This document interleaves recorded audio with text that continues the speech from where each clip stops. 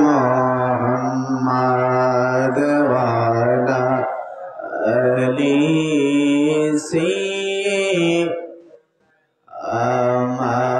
मौलाना मोहम्मद जोरे जोरे अल्लाहुम्मा सल्ली मोहब्बते मौलाना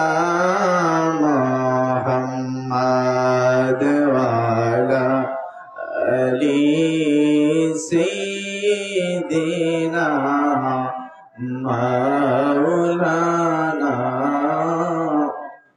नबी मोर परशुमणि नबी मोर सोनार खनि नबी नाम जपे जे जन সেই তো দোজাহানেরই ধনী नबी मोर परशुमणि नबी मोर सोनार खनि नबी नाम जपे जे जन সেই তো দোজাহানেরই ওই নামে মধু মাখা ওই নামে জাদু রাখা ওই নামে মধু মাখা ওই নামে জাদু ওই নামে মজনু হইল মাওলায় আমার কাদেরি গনি ওই নামে মজনু হইল মাওলায় আমার কাদেরি গনি নবী মোর পরশমণি নবী মোর সোনার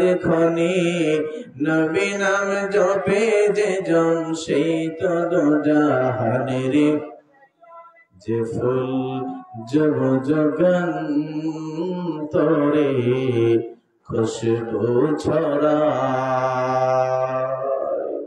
এঁকেছি সে ফুল মোরা এঁকেছি সে ফুল মোরা মনেরি কবাই যে ফুল জব জগন তোরে খুশবু ছড়ায় এহসান কি बिगिरी बन जाए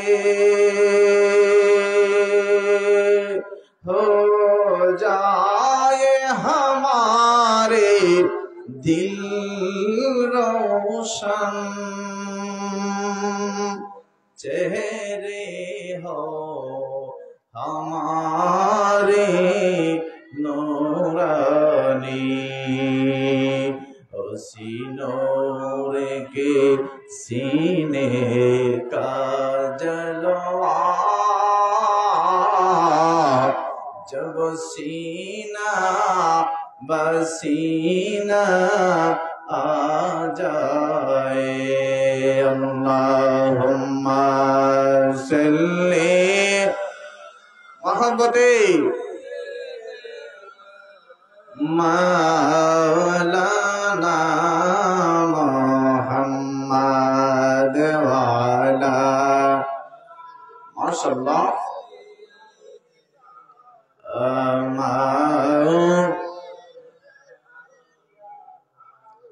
दुनिया मुसाफिर खाना तुमरा जानो ना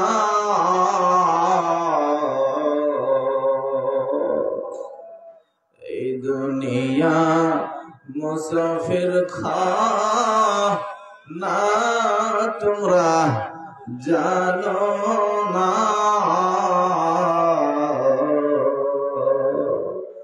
কত মানুষ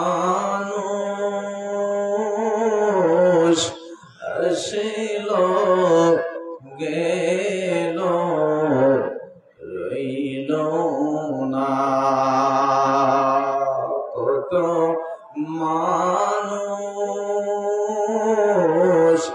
আসিল গেল রইল না উপায় নাই রে উপায় নাই রে উপায় নাই উপায় নাই রে, উপায় নাই রে, উপায় নাই।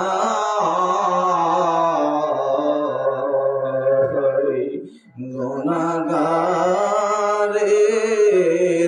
কবর দেশে উপায় নাই, গুনাহগারের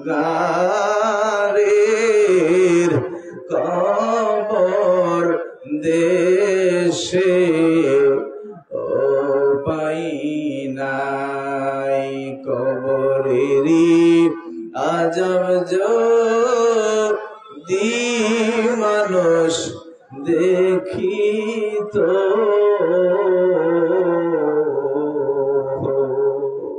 কবরেরই আজব যদি মানুষ দেখিত,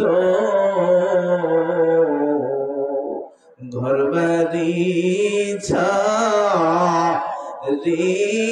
রে পাগল হইত, ঘরবাড়ি ছাড়িয়া রে পাগল হইত। অষ্ট ভবে যাইতে হবে কবরে, অষ্ট ভবে যাইতে হবে কবরে, হিসাব নিকাশ দিতে রে হবে হাসরে, হিসাব নিকাশ দিতে রে হবে হাসরে। কান্দায়ো না, কান্দায়ো না আমার নবী রে, কান্দায়ো না, কান্দায়ো না আমার নবী রে, নবী রে কান্দাইলে রে কাম্বা হাসরে, নবী রে কান্দাইলে রে কাম্বা হাসরে, নবী রে কান্দাইলে রে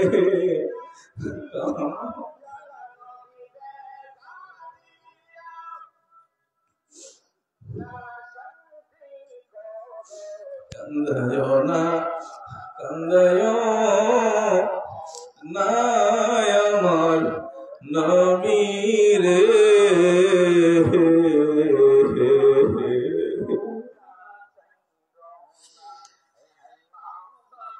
আমার নবীজি যখন দুনিয়াতে আসলেন ছোট একেবারে শিশু, দুনিয়াতে আসার পরে মা ফাতেমা, মা আমিনা বলতেছে যে আমি আমার সন্তানকে দেখি দুনিয়াতে এসে সেজদা করে, দুনিয়াতে এসে সেজদার মধ্যে পড়ে গেছে। তো দেখলাম কিছুক্ষণ সেজদারত অবস্থায়, সেজদা থেকে আবার কিছুক্ষণ দেখি এসে আসমানের দিকে তাকায়া রয়েছে। ওদের বাবা দুনিয়াতে এসেও যে নবী আপনারে ভুলে নাই রে, যখন আজরাইল আসলো যে নবী আপনারে ভুলে নাই, আবার এখনো যেই নবী মদিনায় শুয়া শুয়া আপনার জন্য কান্দে। কান্দায় না, কান্দায় না আমার নবী রে,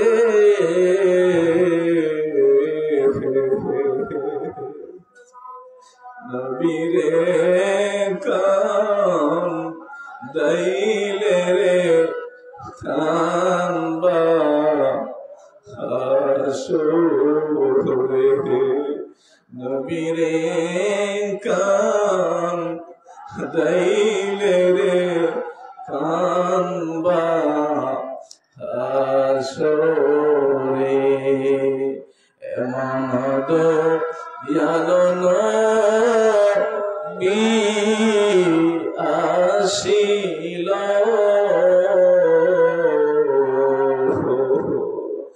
এমন দয়ালো নবী আসিল উম্মতি মাতিরে বলে কান্দিল উম্মতি মাতিরে বলে কান্দিল এমন দয়ালো নবী আর হবে না উম্মতি উম্মতি বলে কাঁদবে না আল্লাহুম্মা সাল্লি আলা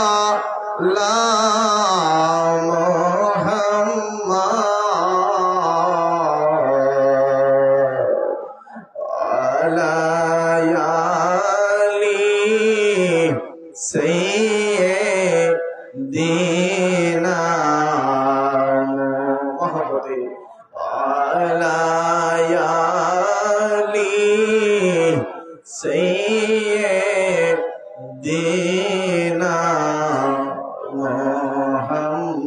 محمد لا إله إلا الله لا إله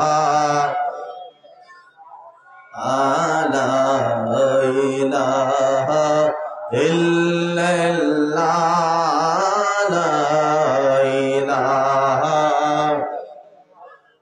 يا الله يا رحمن يا رحمن يا الله يا رحيم يا الله يا رحمن يا الله يا رحيم يا الله يا كريم يا الله لا إله إلا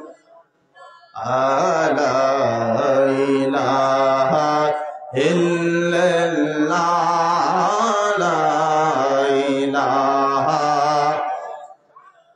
حسبي ربي جل الله ما في قلبي غير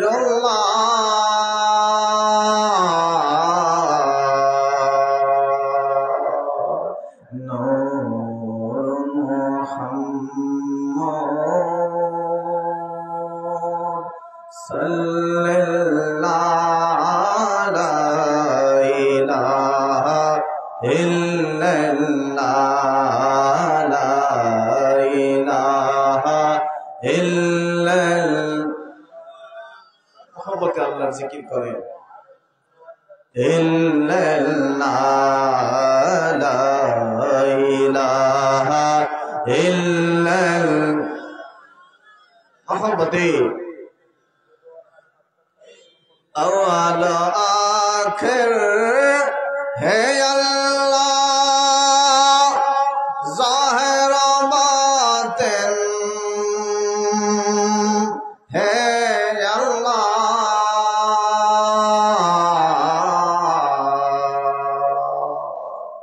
حافظ नासिर है अल्लाह ला इलाहा इल्लल्लाह ला इलाहा इल्लल्लाह ला इलाहा ला इलाहा इल्लल्लाह ला इलाहा ला इलाहा इल्लल्लाहु मुहम्मदुर रसूलुल्लाह सल्लल्लाहु अलैहि ওয়াসাল্লাম। যারা মাহফিলের ভলান্টিয়ারে আছেন আপনারা পিছনে জায়গাটা রেডি করেন, কারণ ইতিমধ্যেই মানুষ প্যান্ডেল ভরে গেছে, জায়গা নাই, ভিতরটাতে আর জায়গা নাই। এই জন্য পিছনের খালি জায়গাটাতে কিছু চট বা বিছাইয়া দেন, পিছনের জায়গাটিতে চট বিছাইয়া দেন, যাতে পরবর্তী যারা আসে বসতে পারে, কারণ সামনে আর জায়গা নাই বসার মতো। পিছনের জায়গাটা খালি রাখবেন, একটু রেডি করে দেন। সকলে বলুন আলহামদুলিল্লাহ, সকলে বলুন আলহামদুলিল্লাহ। মুর্শিদ প্রেমী প্রেম ভক্তি হইল মোর হবার কালে, মুর্শিদ প্রেমী প্রেম ভক্তি হইল মোর হবার কালে।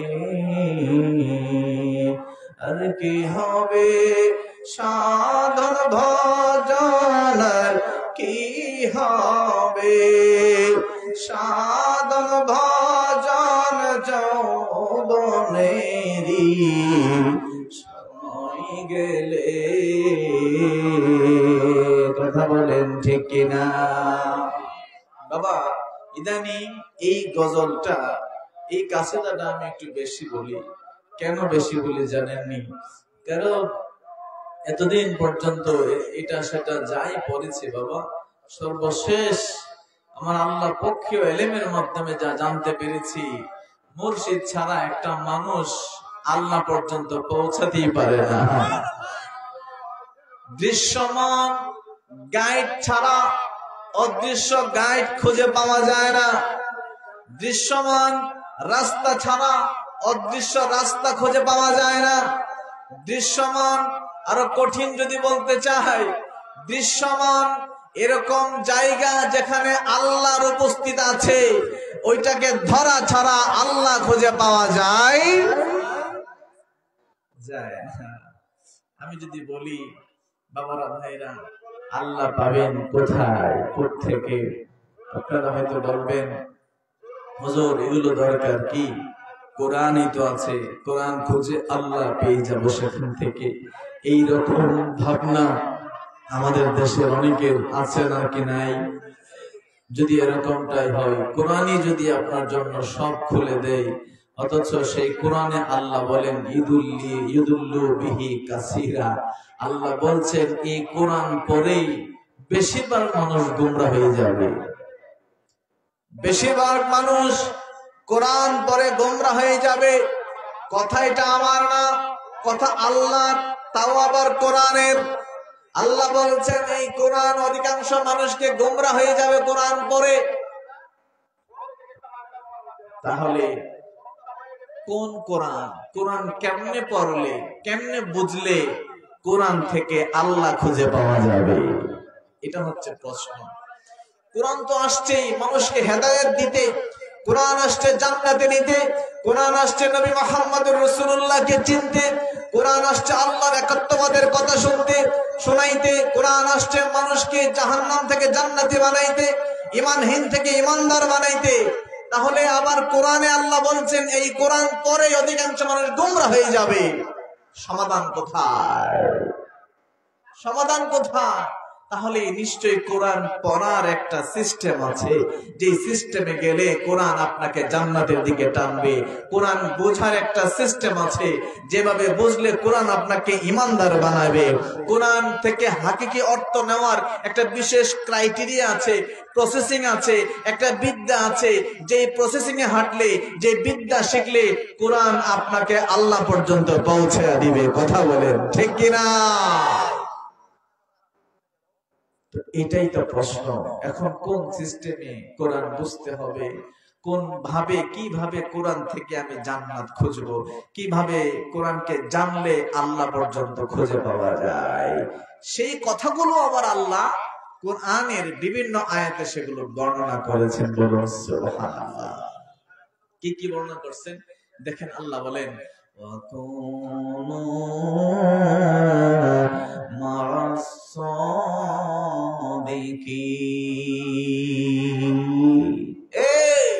শোনো, কোরআন যদি বুঝতে চাও, আমার স্পেশাল কিছু বান্দা আছে জমিনের উপরে, স্পেশাল খাস কিছু বান্দা আছে, সেই সমস্ত বান্দার কাছে কোরআন নিয়ে বুঝতে যাও। বলুন সুবহানাল্লাহ। فاسألوا أهل الذكر إن كنتم لا تعلمون। শোনো, তোমরা যদি আমি আল্লাহকে খুঁজে না পাও, তাহলে আমি আল্লাহ যাদের ভিতরে আছি তাদের কাছে গিয়ে আমি আল্লাহর কথা জিজ্ঞেস করো। তোমরা যদি আমি আল্লাহকে খুঁজতে চাও, তাহলে আমি আল্লাহ যাদের ভিতরে আছি তাদের কাছে গিয়ে আমি আল্লাহর খবর জিজ্ঞেস করো। তারা বলে দিবে আমি আল্লাহকে কিভাবে ধরা যাবে, কিভাবে পাওয়া যাবে, আমি আল্লাহ থাকি কোথায়, কেমনে আমি আল্লাহর কাছে আসা যাবে। বলুন সুবহানাল্লাহ। এরকম অনেক আয়াত আছে। ইহদিনাস সিরাতাল মুস্তাকিম সিরাতাল্লাযীনা আন'আমতা আলাইহিম। সবার মুখস্থ, কেউ জানে না এমন লোক নাই, জানে না এমন মুসলমান নাই।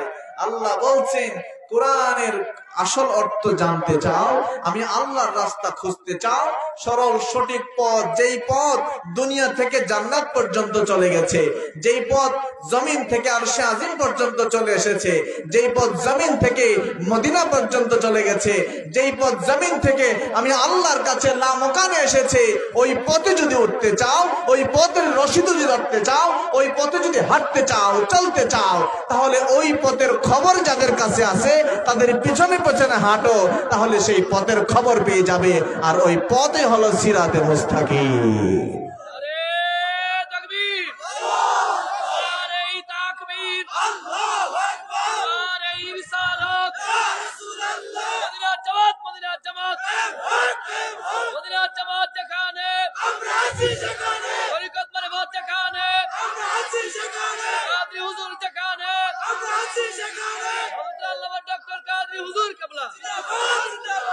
শুধু তাই নয়, আমার আল্লাহ কোরআনের আরেক জায়গায় বলছে, যে আয়াতে কারিমা আমি তেলাওয়াত করেছি, আকিমুস সালাতা ওয়া আতুজ যাকাতা ওয়ারকাউ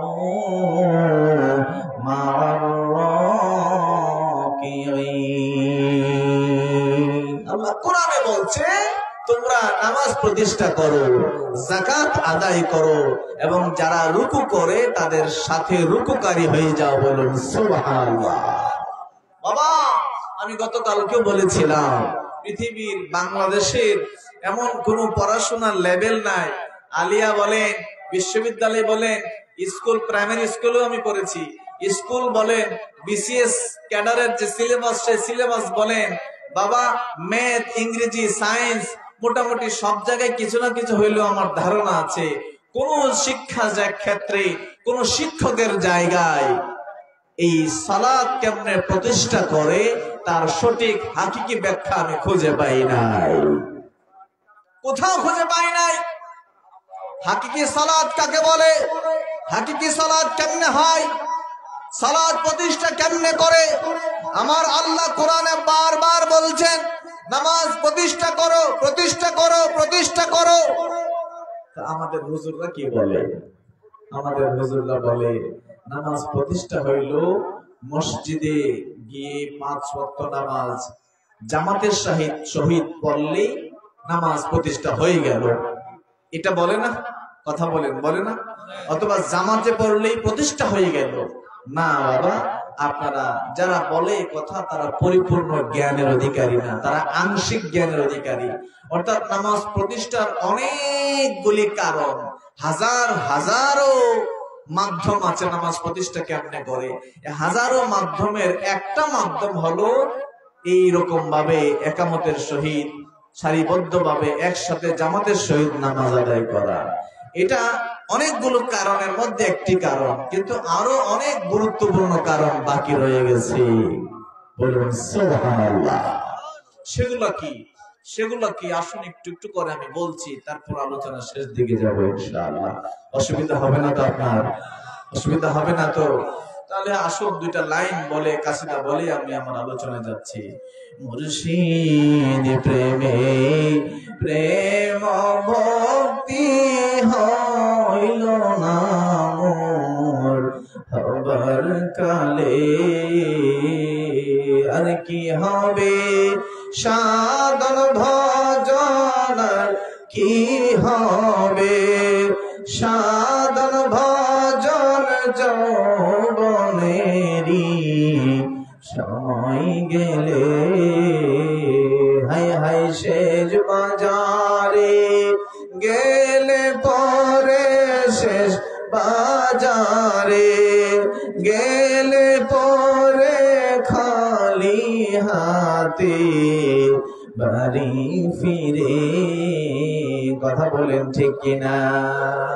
বাবা সন্ধ্যা যখন হয়ে যাবে, এরে আপনি বাজারে যান, বাজারে গিয়ে দেখবেন সন্ধ্যা রাত যখন 8টা বাজবে 9টা বাজবে, বাজারের সব দোকান বন্ধ হয়ে গেছে।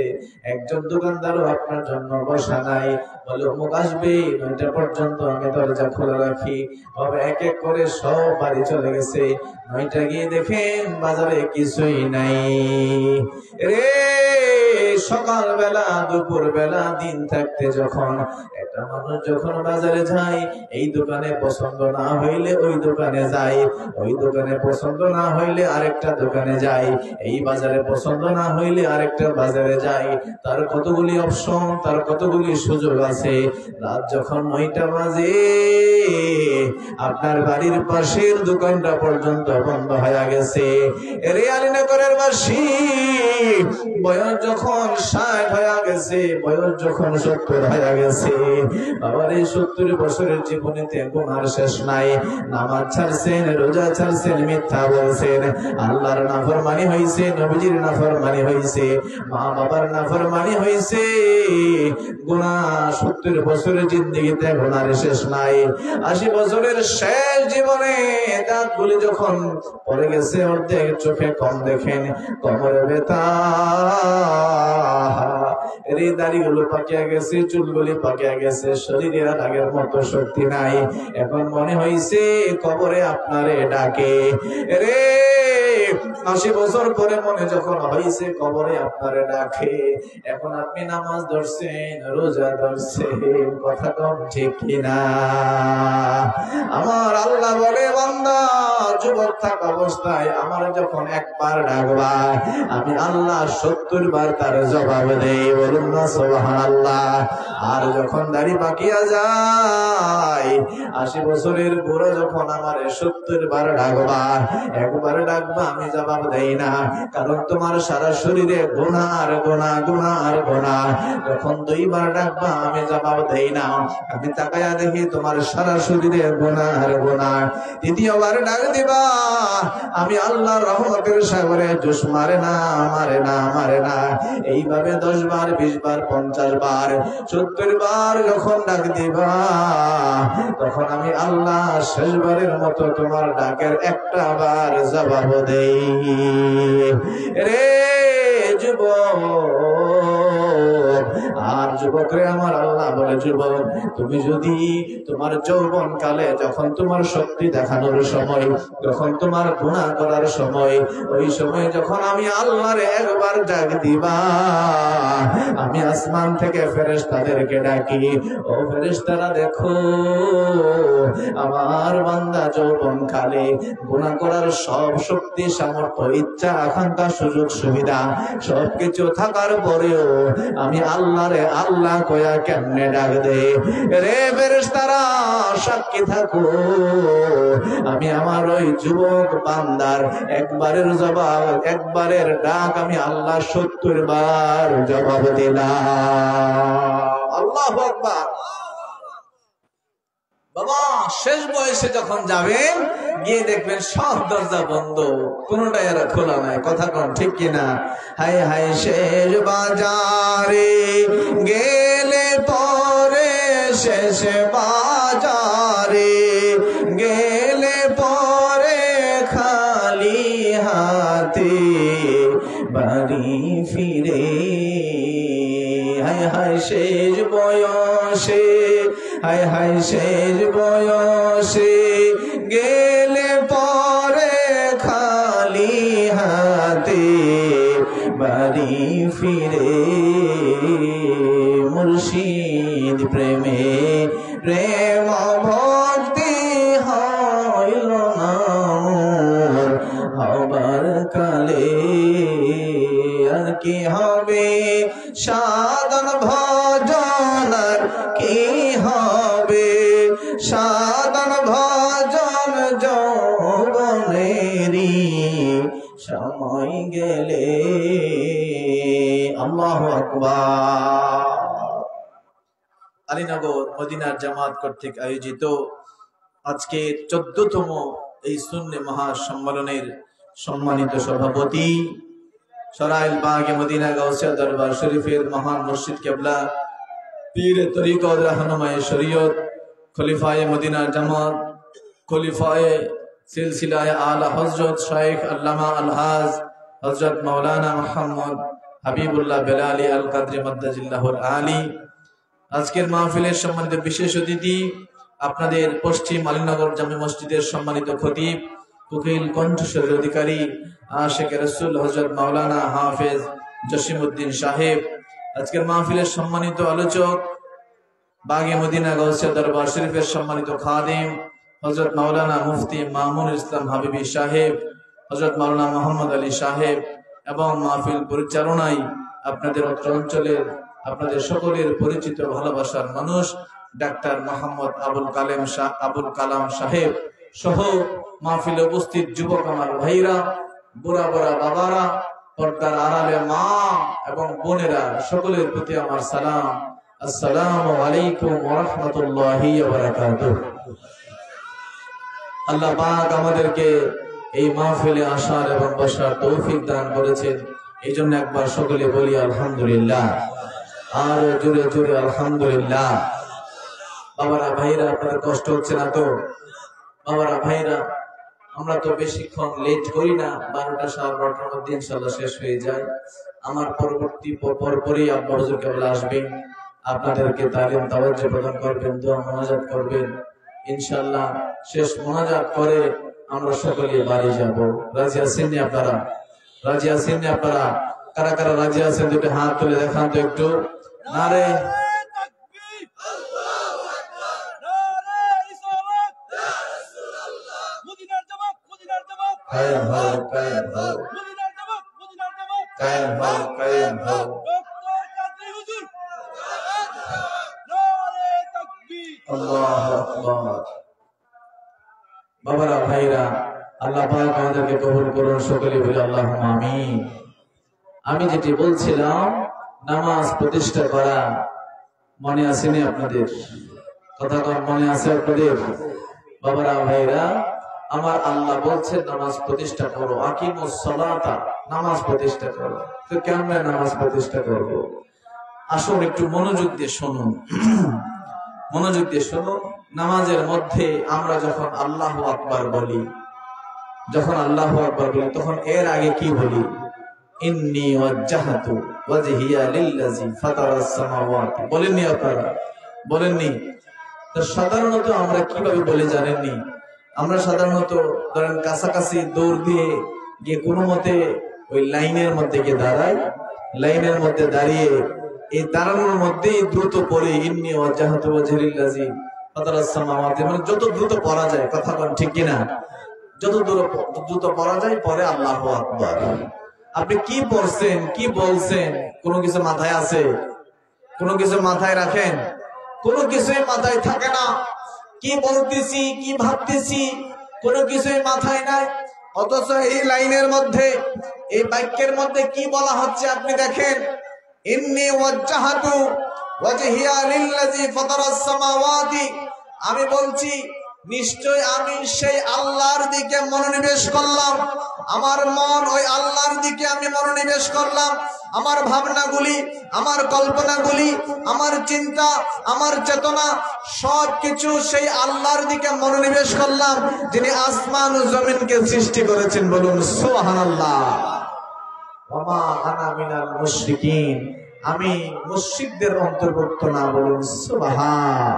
লা ইলাহা গায়রু, অর্থাৎ আল্লাহ ছাড়া, আপনি ছাড়া আর কোন মাবুদ নাই। কত চমৎকার কথা! আপনি বলছেন যে আমার দুনিয়ার যত ভাবনা ছিল, কল্পনা ছিল, আমি সব কিছু বাড়িতে রাইখে আসলাম, আমার ঘরে রাইখে আসলাম, আমার বন্ধু বন্ধুর জায়গায় রাইখে আসলাম, আমার প্রতিবেশীর ভাবনা প্রতিবেশীর জায়গায় রাইখে আসলাম, আমার দোকানদারি দোকানের ভিতরে রাইখে আসলাম, আমার সন্তানকে সন্তানের জায়গায় রাইখে আসলাম, আমার স্ত্রীর প্রতি মায়া ঘরের ভিতর রেখে আসলাম, আমার বাবা মার প্রতি ভালোবাসা বাবা মার কাছে রেখে আসলাম, জমির প্রতি ভালোবাসা জমির মধ্যে রেখে আসলাম, দুনিয়াদারি দুনিয়ার মধ্যে রেখে আসলাম। সব কিছু রেখে আল্লাহ, আমি আপনার দিকে মনোনিবেশ করছি। যেই আল্লাহ আসমান বানিয়েছেন, যেই আল্লাহ জমিন বানিয়েছেন, যেই আল্লাহ ছাড়া আর কোনো মাবুদ নাই, সেই আল্লাহর দিকে আমি আমার সমস্ত কল্পনাগুলি ডিরেক্ট একসাথে করে আমি আল্লাহর দিকে মনোনিবেশ করে আমি আল্লাহর সামনে দাঁড়াইলাম। আল্লাহু আকবার। কত চমৎকার কথা, ঠিক কিনা? তো এইরকম ভেবে কয়জন করছেন? করেন কি? এরকম ভেবে কে করে? মুখস্থ তো বলি আমরা ঠিকই, কিন্তু এই ভাবনাটা কি কখনোই আমরা করি? একজন পাওয়া যাবে? পাওয়া যাবে? কথা বলেন, পাওয়া যাবে? যাবে। কিছু লোক তো আছে জমিনে, কিছু লোক আছে না এরকম, কিছু লোক আছে যে দুনিয়ার পিছনে রেখে গভীর রাতে আল্লাহর জন্য দাঁড়িয়ে যায়। কথা বলেন ঠিক কিনা? কিন্তু আমরা এরকম নাই আর কি। এবার দেখুন, নামাজ প্রতিষ্ঠা করার কথা বলছে আল্লাহ। তো নামাজ যে আপনি প্রতিষ্ঠা করবেন, প্রতিষ্ঠা করার জন্য প্রথম যে নিয়ত বাঁধা, এই নিয়ত বাঁধাই তো পরিপূর্ণভাবে আপনার হয় নাই। হয়েছে? আপনি বলতেছেন একটা, ভাবতেছেন আর একটা, অথবা কি বলতেছেন এই ভাবনার মধ্যে নাই। আপনি কি বলতেছেন এটা আপনার নিজের মধ্যেই নাই, মানে আপনি জানেনই না আপনি কি বলতেছেন। কথা তো ঠিক না? আপনি কি বলতেছেন এটা আপনি জানেনই না, তো নামাজ প্রতিষ্ঠা হবে কেমনে? আল্লাহ বলছেন যে না, প্রতিষ্ঠা করো। শুধু রিডিং পড়লে হবে না। আমরা শুধু রিডিং পড়ি, দোয়াটা শুধু মুখে বইলে আল্লাহু আকবার। আল্লাহ বলছেন যে না, এইরকম রিডিং পড়ে আমার সামনে দাঁড়ানো যাবে না, বরং যা বলছো ভাবনার ভিতরে ওইটারে ঢোকা, ওইটাই হলো নামাজ প্রতিষ্ঠা। বলুন সুবহানাল্লাহ। আপনি আপনার দুনিয়াদারি সব বাদ দিলেন, বাদ দিয়া বাবারা ভাইরা দুনিয়াদারি সব রাইখা আপনি আপনার মনকে বললেন যে আমি আমার পুরো মনটাকে শুধু আল্লাহর দিকে মনোনিবেশ করলাম। এই নিয়তটা হইল পরিপক্ক নিয়ত, এই নিয়তটা পারফেক্ট নিয়ত। কিন্তু পারফেক্ট নিয়তের জায়গায় আমাদের নিয়ত হয় কিছু। কথা বলেন, হয় কিছু? কিছু হয় না। আর এই নিয়ত তো আপনি করতেই জানতেছেন না ভালো কইরা, কি বলতেছেন এটা তো জানেন না, কেমনে হবে? আসুন এরপরে যাই। আল্লাহু আকবার বললাম, আল্লাহ সর্বশ্রেষ্ঠ বইলা আপনি কানে ধইরা হাত বাঁধলেন। কথা কম ঠিক কিনা? তো বাবা, কানে ধরি কেন? কানে ধরি কেন? কানে কেন ধরেন? নামাজের মধ্যে আল্লাহু আকবার বলে কানে কেন ধরেন? বাবারা ভাইরা হাত তোলেন কেন? দেখবেন পুলিশ যখন কোনো অপরাধীরে ধরে, পুলিশ যখন কোনো অপরাধীরে ধরে, সাথে সাথেই বলে হাত তুলো, হাত তুলো। হাত তোলা মানে সারেন্ডার। হাত তোলা মানে কি? সারেন্ডার। ধরেন আপনি দূর থেকে যদি হাত তুলেন, পুলিশ আপনাকে আর আক্রমণ করবে না। পুলিশ বুঝবে যে এই লোক আত্মসমর্পণ করছে, সে আর কিছু করবে না, আঘাত করবে না, তখন সে আপনাকে আর আঘাত করবে না। কথা বলেন ঠিক কিনা? আর যদি আপনি হাত না তুলে, পুলিশ দূর থেকে বলবে, মাইক দিয়ে বলবে, আমরা কিন্তু শুট করব, আমরা কিন্তু আপনাকে গুলি করব, হাত তোলেন নাইলে গুলি করব।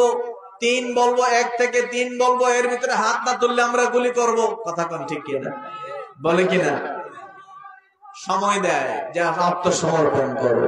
যখন মানুষ 2 হাত তুলে, পুলিশ বুঝে যে সে আর কোনো আক্রমণে যাবে না, সে আত্মসমর্পণ করছে, তখন পুলিশ তার আস্তে আস্তে বেড়ে গিয়া বাকি কাজ করে। কথা কোন ঠিক কিনা?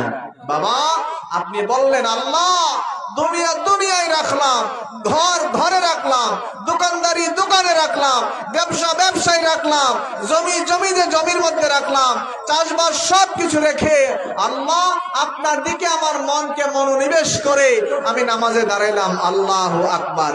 এই যে হাত তুললেন মানে আল্লাহ আমি সারেন্ডার করে ফেলছি, কোনো কিছুই আর আমার সাথে নাই, আমি খালি হাতে, একদম খালি হাতে রিক্ত হস্তে আপনার সামনে এসে হাজির হয়েছি। এরকম রিক্ত হস্তে আপনি 2টা হাত দেখাইয়া আল্লাহ কোনো কিছুই নাই সব দিয়া, তারপর 2টা হাত কোমরে বাইধা ফেলে। কোমরে বাঁধা মানে কি? কোমরে বাঁধা হইল একদম সোজা, আমি আর কোনো কিছু অন্যদিকে যাইব না, আমার ইচ্ছা নাই, আপনার ইচ্ছাই আমার ইচ্ছা, আমার আকাঙ্ক্ষা নাই, আপনার চাওয়াই আমার চাওয়া, আমার আর পছন্দ নাই, আপনার পছন্দই আমার পছন্দ। আল্লাহ আপনি যেমনি বলবেন আমি এমনি রাজি, আমি সহজ সরল, আমার মধ্যে গরলতা নাই, কঠিনতা নাই। আল্লাহ যে হাত দিয়ে মানুষ অন্যায় করে সে হাত আমি বেঁধে ফেললাম, যে হাত দিয়ে মানুষ শক্তি প্রদর্শন করে সে হাত আমি বেঁধে ফেললাম। আল্লাহ যে হাত দিয়ে মানুষ তার বীরত্ব প্রদর্শন করে সে হাত আমি বেঁধে ফেললাম, কারণ আমি তো বলেছি আমি সারেন্ডার। আমার হালে হাত আমি প্রদর্শন করে, আমি সারেন্ডার করে, আমার হাত 2টা একটার সাথে একটা আমি বেঁধে আপনার সামনে আমি সারেন্ডার হয়ে দাঁড়ায় গেলাম। বলুন না সুবহানাল্লাহ। তো এইটা হলো নামাজ এর শুরু।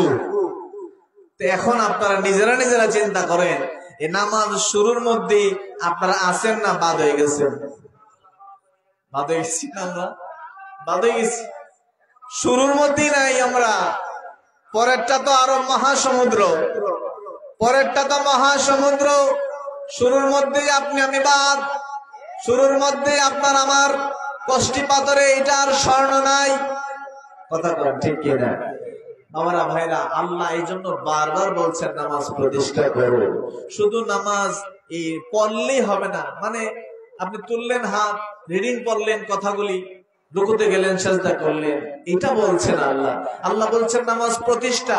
প্রতিষ্ঠা মানে হলো যা বলছো, কি বলছো তা ভাবো, আর যা ভাবতেছো তা আমলে পরিবর্তন করো। বলুন সুবহানাল্লাহ।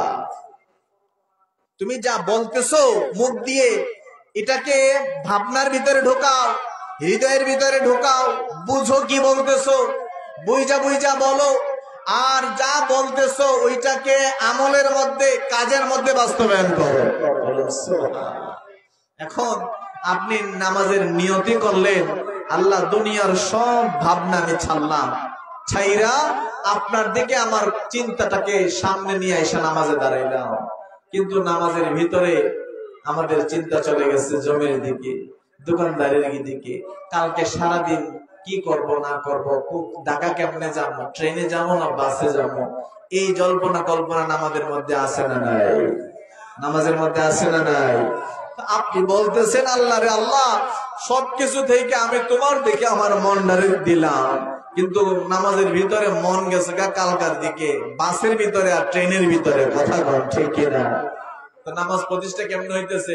শুধু ওই জামাতের সাথে একজনের পাশে একজন দাঁড়াইলে নামাজ প্রতিষ্ঠা হয়ে গেছে, আপনার মন তো ওই লঞ্চের, বাঙ্গাল ভাড়া লঞ্চের ভিতরে।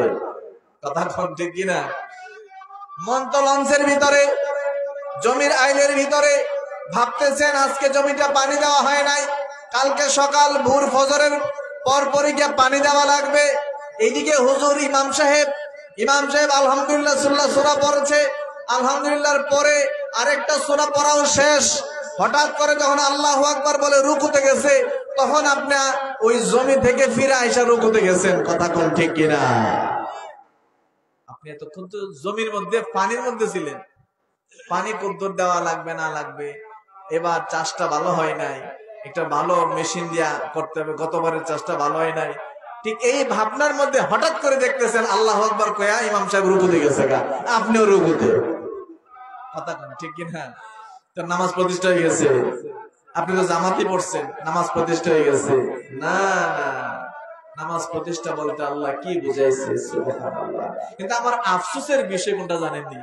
আমার আফসোসের বিষয় এই নামাজ প্রতিষ্ঠার হাকিকি অর্থ আমি কোন আলেমের কাছে পাই নাই, কোন বক্তার কাছে পাই নাই, কোন কিতাবের মধ্যে খুঁজে পাই নাই, কোন আলোচনায় খুঁজে পাই নাই, কোন গবেষণায় খুঁজে পাই নাই। সবারই একটা অর্থ, সেটা হচ্ছে জামাতবদ্ধ হয়ে নামাজ পড়লে হয়ে গেছে, প্রতিষ্ঠা হয়ে গেছে। কেমনে হয়েছে? আপনি তো জমি থেকে আইসা রুকুত গেছেন। কথা কোন ঠিক কিনা? বাবারা ভাইরা, আসুন আর একটু সামনের দিকে যাই। আমার বন্ধুরা, আলী রাদিয়াল্লাহু তাআলা আনহু নামাজে দাঁড়ায় গেছে, পায়ের মধ্যে একটা তীর, তারা খুলতে পারতেছে না, সাহাবীরা খুলতে পারতেছে না। তো বলল, এই তোমরা খুলতে পারবে না, যখন আলী নামাজে দাঁড়াইবে তখন গিয়ে পিছনে টান দিয়া খুইল, আলী টের পাবে না। তো আলী রাদিয়াল্লাহু তাআলা আনহু, মওলা আলীও তো নামাজে দাঁড়াই, তো আমরাও তো নামাজে দাঁড়াই। কথা ঠিক কিনা? আমরা তো নামাজে দাঁড়াই। বাবা এরপরে কি বললেন? আল্লাহু আকবার বলে আমরা কি বলি? সুবহানাকা আল্লাহুম্মা ওয়া বিহামদিকা ওয়া তাবারাকা ইসমুকা ওয়া তাআলা জাদ্দুকা ওয়া লা ইলাহা। কথা ঠিক কিনা? তারপরে কি বলছেন? হুজুর সারা জীবন তো বলছি, কিন্তু কি তো বলছি এটা তো জানি না। কথা ঠিক কিনা? কি বলছেন এটা জানে নাই না, মুখস্থ। কি বলতেছি দেখেন, সুবহানাকা, সুবহান মানে পবিত্র, কা মানে আপনি। আপনি আল্লাহর সামনে দাঁড়াইছেন। এখন কথা হবে আল্লাহর সাথে না মানুষের সাথে? কথা বলেন, বুঝেন কথা বাবা, একটু মনোযোগ দেওয়া লাগবে। এত খুব গুরুত্বপূর্ণ কথা, এগুলো বলতে হয় খুব গভীর ভাবে, নীরবে, নিবৃতে। যারা নিতে চায়, বুঝতে চায়, হক বুঝতে চায়, হাকিকত বুঝতে চায়, আল্লাহ রাসূলকে পাইতে চাই, তাদেরকে নিয়ে। কিন্তু আজকে মনে হয় না সে কদ্দুর হবে আল্লাহ পাক ভালো জানে, কারণ কানে ওইটা বাজতেছে, ওইটা বাজতেছে সারাক্ষণ। বাবা আমি নিজেই মানে মনোযোগ দিতে পারতেছি না, আপনাদেরকে কি দেওয়া বুঝতেছি না। যাই হোক, তারপরে যতটুকু পারে আল্লাহ কবুল করুক, সকলে বলেন আল্লাহুম্মা আমিন। আপনি নামাজে দাঁড়াইছেন আল্লাহর সামনে, কথা হবে কি মানুষের সাথে না আল্লাহর সাথে? তো নামাজে যে আল্লাহর সামনে দাঁড়াইছেন, কোনো সন্দেহ আছে? কার সন্দেহ আছে একটু হাত তুলেন তো দেখি। এটা মানছেন সবাই? নামাজে দাঁড়াইছেন কার সামনে? জোরে একসাথে কার সামনে? নামাজে দাঁড়াই কার সামনে? এটা কার কথা? আমার কথা? আমি বলছি নবীজির কথা। নবীজি বলে, উম্মত তুমি যখন নামাজে দাঁড়াও তখন কিন্তু তুমি আল্লাহর সামনে দাঁড়াও। সুবহানাল্লাহ। আনতা আবুদাল্লাহা কাআন্নাকা তারাহু ফাইন লাম তাকুন তারাহু ফাইন্নাহু ইয়ারাক। বাবা নবীজি বলেন, বুখারী শরীফের হাদিস, একেবারে শুরুর দিকের হাদিস, লম্বা হাদিসের শেষ অংশ, একেবারে সহিহ সনদে আমার নবীজি বলেন, এ উম্মত আনতাবুদাল্লাহ, যখন তুমি নামাজে দাঁড়াই যাবা, কাআন্নাকা তারাহু, তুমি এই রকম ভাবে দাঁড়াইবা যেন তুমি আমার আল্লাহকে দেখতেছো। আল্লাহকে দেখতেছো। ফাইন লাম তাকুন তারাহু, যদি তুমি তাকে না দেখো, ফাইন্নাহু ইয়ারাকা, তাহলে এইটাকে ভাববে, কল্পনা করবে যে আল্লাহ তোমারে দেখতেছে। বলুন না সুবহানাল্লাহ। মানে আল্লাহকে দেখতেছেন, বলতেছে কি? নবীজি। কে বলতেছে? নবীজি বলতেছে নামাজে এমন ভাবে দাঁড়াইবা যেন তুমি আল্লাহরে দেখো। তাহলে আমরা কার সামনে দাঁড়াই? কার সামনে দাঁড়াই? আল্লাহর সামনে দাঁড়াই। এখন আপনি আল্লাহর সামনে দাঁড়াইলেন, কথা হবে কার সাথে? আল্লাহর সাথে না? কথা হবে কার সাথে? আল্লাহর সাথে। এখন আল্লাহর সাথে কথা কি শুরু করলেন? দেখেন আপনি কিন্তু আল্লাহর সাথে কথা বলতেছেন, কিন্তু বলতেছেন যে আল্লাহর সাথে, এটা বুঝেন নাই। এটা আমি বুঝি না, আমি কথা বলতেছি আল্লাহর সাথে। কার সাথে কথা বলতেছি এটাও জানি না, কি বলতেছি এটাও জানি না। কি বলতেছি? সুবহানাকা। কা মানে আপনি, কা মানে আল্লাহ শব্দ না, এটা আল্লাহকে আপনি বলা হচ্ছে, মানে হাজির। বলুন না সুবহানাল্লাহ। কা এটা এমন সর্বনাম, এটা এমন সর্বনাম আরবি গ্রামারে। কা মানে হচ্ছে হাজির। হাজির কাউকে বলা হয় আপনি। যখন আপনি হাজির কাউকে বলা হয়, সম্বোধন করা হয় আপনি, তখন আরবিতে যে অক্ষর, যে শব্দ ব্যবহার হয়, হরফ ব্যবহার হয়, জমির, সেটা হচ্ছে কাফ। এই সুবহানার পরে যে কাফ, এটা দ্বারা বোঝানো হচ্ছে আল্লাহ হাজির। সুবহানাল্লাহ। সুবহানাকা, আপনি পবিত্র।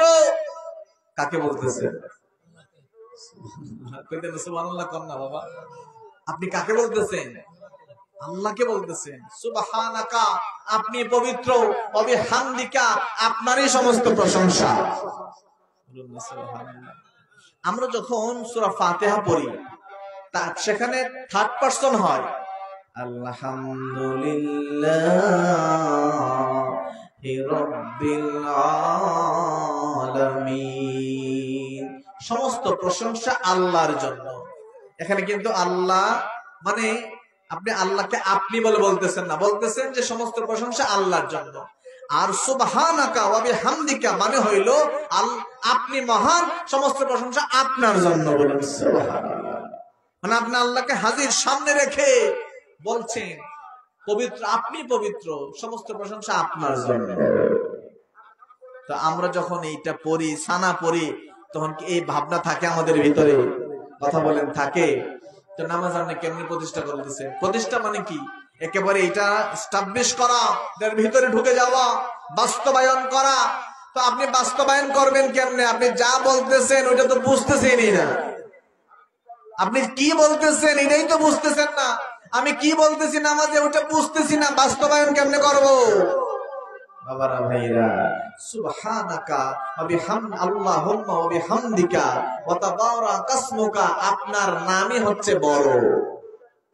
আপনি মহান, আপনার সমস্ত প্রশংসা, আপনার নামটা বড়, সব আপনি, সব আপনি।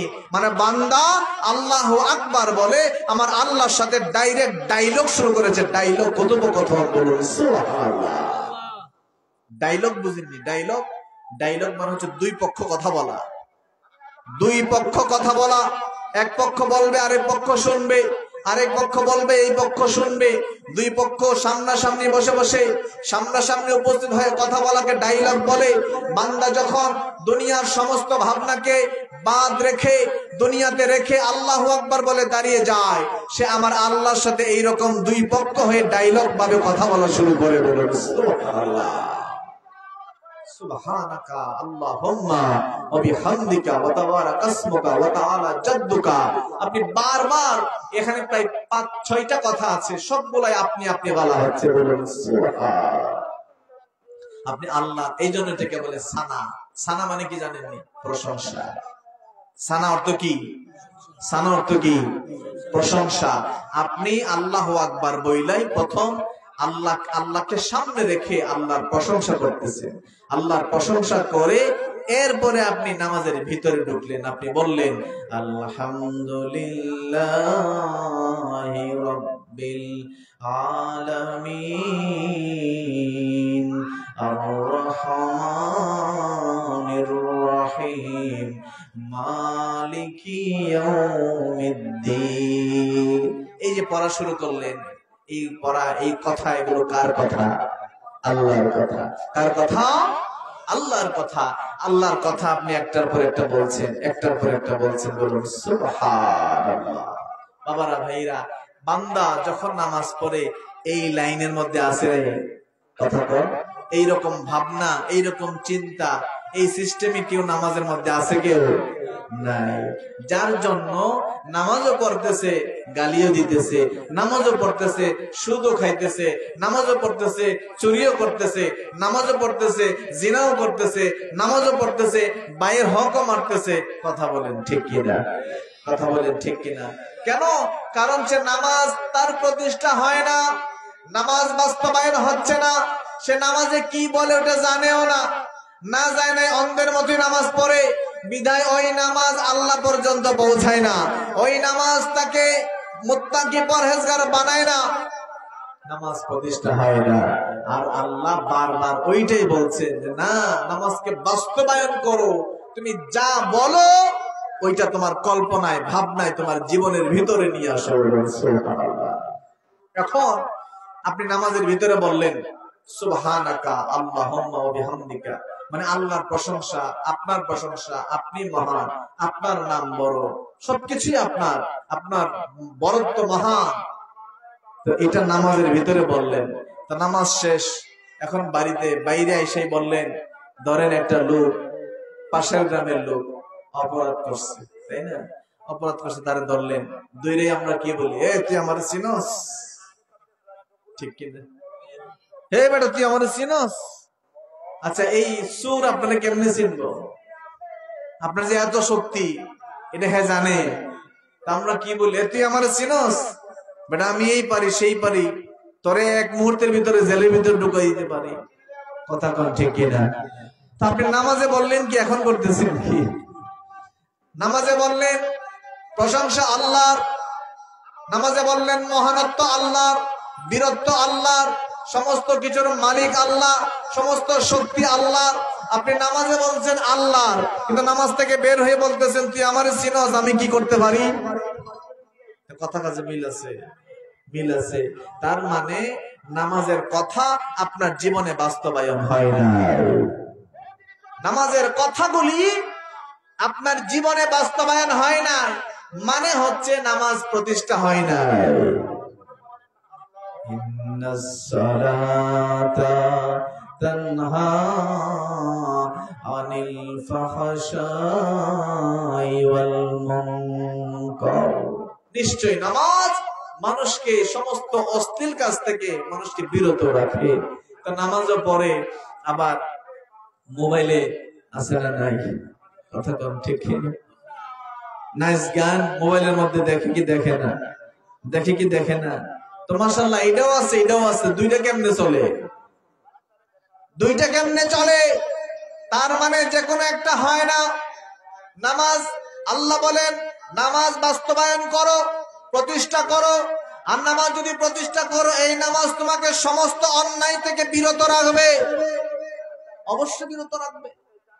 যদি নামাজ আমি বাস্তবায়ন করি, তো নামাজ তো বাস্তবায়নই করি না, নামাজে কি বলি এটা জানেই না আমি।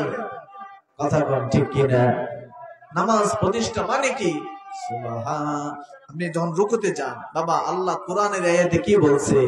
ওয়ারকাউ মা'আর রাকিঈন, তোমরা রুকুকারীদের সাথে রুকুকারী হয়ে যাও, ঠিক কিনা? তখন আমরা এই অর্থ দ্বারা যেটা হুজুররা যেটা বলে বা সবাই যেটা বলে, যে যারা ওই রুকু করে, ওই ধরেন মসজিদে গিয়ে জামাতে নামাজ পড়ার মাধ্যমে সবাই একসাথে রুকু করে, তার সাথে গিয়ে রুকুকারী হয়ে যাও, তাহলেই শেষ। কথা কোন ঠিক কিনা? আমার আলোচনায় বিন্দুমাত্র এটা বোঝার সুযোগ নাই যে জামাতের প্রতি কোন ধরনের ধরেন গুরুত্ব কম দেওয়া হচ্ছে। বিষয়টা কি এরকম? না না, বিষয়টা সেরকম না। বোঝানো হচ্ছে যে শুধু জামাত পড়লেই সব হয়ে গেল না, বরং জামাতের সাথে এইভাবে নামাজ পড়তে হবে, আপনি নামাজে যা বলছেন সেটা যেন তা আপনার জীবনে বাস্তবায়ন হয়। আর ওইটাই হলো প্রকৃত নামাজ প্রতিষ্ঠা। বুঝাতে পারছি বাবা? বুঝাতে পারছি? এখন আপনি সবাই যদি একরকম একসাথে হয়ে আপনিও নামাজে কি বলছেন আপনার জীবনে বাস্তবায়ন করতেছেন, তার পাশের জন যে আছে তিনিও করতেছেন, সবাই একসাথে হয়ে যখন এরকম নামাজ আদায় করবেন জামাতের সহিত, তখন এটা নূরুন আলা নূর হয়ে যাবে। বলুন না সুবহানাল্লাহ। কষ্ট হচ্ছে আপনাদের। সালাতুন ইয়া রাসূলুল্লাহ আলাইকুম, সালামুন ইয়া হাবিবাল্লাহ আলাইকুম, সালাতুন ইয়া রাসূলুল্লাহ আলাইকুম, সালামুন ইয়া হাবিবাল্লাহ আলাইকুম। কষ্ট হচ্ছে না তো আপনাদের বাবা? বাবারা ভাইরা, কোরআন মাজিদে আমার আল্লাহ এই আয়াতে যেটি বলছেন, রুকুকারীদের সাথে রুকুকারী হয়ে যাও। এখন রুকুকারী কারা? রুকুকারী কারা? যদি হাঁটুতে হাত দিয়ে পুরা পিঠকে বাঁকা করলেই রুকুকারী হয়ে যাবে? না না, এরকম করলেই রুকুকারী হয়ে যাবে না। রুকু আপনার হাতে যেমন আছে, আপনার পিঠ বাঁকা করার মাধ্যমে যেমন আছে, রুকুর ভিতরে আপনার মনেরও রুকু আছে, আছে না নাই? এখন আপনি ওই যে বললাম না, আপনি রুকুতে গিয়ে ভাবতেছেন যে এবার তো হাঁটুতে ব্যথা লাগতেছে, দেখতেছি রুকুতে গিয়ে হাঁটুতে ব্যথা লাগতেছে, তো ডাক্তারটা কি ভাগলপুরে দেখাবো নাকি কিশোরগঞ্জে যাবো? ওটা রুকুতে চিন্তা করতেছেন, কারণ ব্যথা তো রুকুতে। ব্যথা কোথায়? ব্যথা রুকুতে। আপনার এমনি মনে থাকে না, যখন রুকুতে গেছেন বাঁকা হয়েছেন তখনই মনে হয়েছে আয় হাঁটুতে তো ব্যথা, ভালো করে বাঁকা হইতে পারতেছি না। তাইলে একটা কাজ করি, বাগলপুরি জায়গা এখান থেকে ডাইরেক্ট ইয়েতে যাবো, আপনার কি কয়টারে এই লঞ্চ অথবা স্টিলের নৌকা দিয়া কুলিয়ারচর গিয়া বাগলপুর যাবো। এই কথা ভাবতেছেন, হঠাৎ করে হুজুর বলছে সামি আল্লাহু লিমান হামিদা। আপনি তাড়াতাড়ি আবার উঠলেন, তাড়াতাড়ি আবার উঠলেন। ওইটা রব্বানা লাকাল হামদ বলে আবার সেজদায় গেছেন। সেজদায় গিয়া ভাবতেছেন যে বাগলপুর যে যাবো, তো টাকা পয়সা দিয়ে হাতে নাই, টাকা পয়সা হাতে নাই। কথা কোন ঠিক কিনা? এটা বাস্তবতা। ভাবতেছেন টাকা পয়সা তো কিছু নাই। হেরে কইলাম বিদেশ থেকে ফুদ একটা তাহে বিদেশ, হেরে কইলাম এবার একটু টাকা বেশি পাঠাইছে, পাঠাইছে না, তা আগামী মাসে একটু বেশি পাঠাইবো। তাহলে এই মাসটা থাক, আগামী মাসটা দিলে অতিরিক্ত টাকা পাঠাইলে ওটা দিয়ে বাগলপুর যাবো। ঠিক এই মুহূর্তে হুজুর আবার বলল আল্লাহু আকবার। আপনি আবার সেজদা থেকে উঠলেন, আল্লাহু আকবার। আছে না নাই? আর আছে মানে হগলে এরকম, ঠিক কিনা? সবাই এইরকম। কি বলছেন, কারে বলছেন, কারে সেজদা করতেছেন, কোনো খবর নাই, কোনো খবর নাই। কিন্তু মাশাআল্লাহ মুরব্বি সাহেব খুব খুশি। আমার গত 40 দিনেও আমার জামাত মিস হয় নাই, মাশাআল্লাহ আলহামদুলিল্লাহ। উনি হাঁটে আর কয় আছে না নাই? উনি রাস্তা দিয়ে হাঁটে আর বলে এই আমার মাশাআল্লাহ গত 40 দিনেও আমার ফজর কাজা হয় নাই, আমি জামাতের সাথে ফজর নামাজ আদায় করছি। কথা কোন ঠিক কিনা? বাবা, যার ঘরে স্বর্ণ রূপা আছে সে বাজারে বলে বেড়াই না, বলে বেড়াই না এই আমার বাড়িতে সিন্দুক ভর্তি টাকা, এরকম বলে নাকি? না গোপন করে, এই টাকা পয়সা আছে না বাড়িতে? না টাকা পয়সা নেই, বাড়িতে টাকা পয়সা নাই। কথা কোন ঠিক কিনা? কেন? চোরের ভয় আছে, চোরের ভয় আছে। আর আপনি যদি প্রকৃত নামাজি হইতেন, যেই নামাজে ওই যে নামাজ বাস্তবায়ন করি হয়ে যেত, আপনি বলতেন আমি নামাজ ভালোভাবে আদায় করতে পারি না, কোন মতে হাজিরা দেই, আল্লাহ জানে কবুল হয় কি হয় না, ভালোভাবে করতে পারি কি পারি না। আপনার ভিতরে এই তাড়না থাকতো যে পারি কি পারি না আল্লাহ পাক ভালো জানে, হাজিরা দেওয়ার চেষ্টা করি প্রতি 5 ওয়াক্ত মসজিদে গিয়ে, কিন্তু জানি না আসলে নামাজের মতো নামাজ হয় কিনা। কথা কোন ঠিক কিনা? আমারা ভাইরা, এটাই হলো বাস্তবতা। তরিকতের সাথে সাধারণ মানুষের পার্থক্য এই জায়গায়, তরিকত শিখাই নামাজ প্রতিষ্ঠা করো। কিভাবে? তোমার ভাবনার ভিতরে, কল্পনার ভিতরে, এমনকি নামাজের থেকে বের হওয়ার পরেও তোমার নামাজ শেষ হবে না। হাকিকতের দাইমি নামাজ একটা আছে, এদিকে আলোচনা যাব কিনা জানি না আজকে। হাকিকতে কি আছে? দাইমি সালাত আছে একটা মারিফতের জগতে। আপনারা তো আলীনগরের বাসী, মারিফতের জগতে খুব মাশাআল্লাহ অগ্রগামী আছেন। মারিফতের জগতে দাইমি সালাত আছে। দাইমি সালাত হলো আপনি সারা 24 ঘন্টায় একটা সালাতের মধ্যে থাকবে। 24 ঘন্টায় যেন আপনার সামনে আমার আল্লাহ দাঁড়ায় আছে। মাকুম আইনামা কুনতুম ওয়া হুয়া মাকুম আইনামা কুনতুম ওয়া হুয়া মাকুম আইনামা কুনতুম। বাবা আজকে একটু আলোচনার আসছিল, দুইটার জন্য একটু সমস্যা হইতেছে, সবসময় এরকম আলোচনা আসে না। বাবা আল্লাহ বলছেন বান্দা তুমি যেই দিকেই যাও আমি আল্লাহ সেইখানেই আছি, তুমি যেখানে যাইবা আমি আল্লাহ সেখানেই আছি। ওয়া হুয়া মাকুম আইনামা কুনতুম, তুমি আমি আল্লাহ তোমার সাথে আছি, তুমি যেখানেই থাকো না কেন। তার মানে আপনি ঘুমাতে যান আল্লাহ আছে, আপনি ঘুম থেকে উঠেন আল্লাহ আপনার সাথে আছে। ওয়া হুয়া মাকুম আইনামা কুনতুম, আল্লাহ বলেন তুমি যেখানে যাও আমি আল্লাহ সেখানে আছি। ওখানে কিন্তু আপনার বাথরুম, গোসলখানা, তারপরে আপনার ঘুম, কোনো কিছু আল্লাহ বাদ দেয় নাই, নাকি বাদ দিছে? বাদ দিছে। বলে যতক্ষণ বাথরুমের ভিতরে আছেন ততক্ষণ আল্লাহ দূরে আছে, আপনি একলা, এরকম এরকম নাকি? না না, এরকম না। আমরা বাথরুমের ভিতরে ঢুকে কি দোয়া করি? আল্লাহুম্মা ইন্নী আউযু বিকা মিন খুবুসি ওয়াল খাবাইস। তো আল্লাহর কাছে সাহায্য চাই শয়তান থেকে। কার কাছে চাই? কার কাছে? আল্লাহর কাছে। বাবারা ভাইরা, তো আল্লাহ বলছেন বান্দা তুমি ঘুমাতে যাও আমি তোমার সাথে আছি, ঘুম থেকে উঠো আমি তোমার সাথে আছি, তুমি খেতে যাও আমি তোমার সাথে আছি, তুমি বন্দরে যাও আমি তোমার সাথে আছি, তুমি মাঠে যাও আমি তোমার সাথে আছি, তুমি হাল চাষ করো আমি তোমার সাথে আছি, তুমি চাকরি করো আমি তোমার সাথে আছি, তুমি কলেজে যাও আমি তোমার সাথে আছি, তুমি ইউনিভার্সিটিতে যাও আমি তোমার সাথে আছি, তুমি নৌকা চালাও আমি তোমার সাথে নৌকার ভিতরে আছি। বলুন সুবহানাল্লাহ।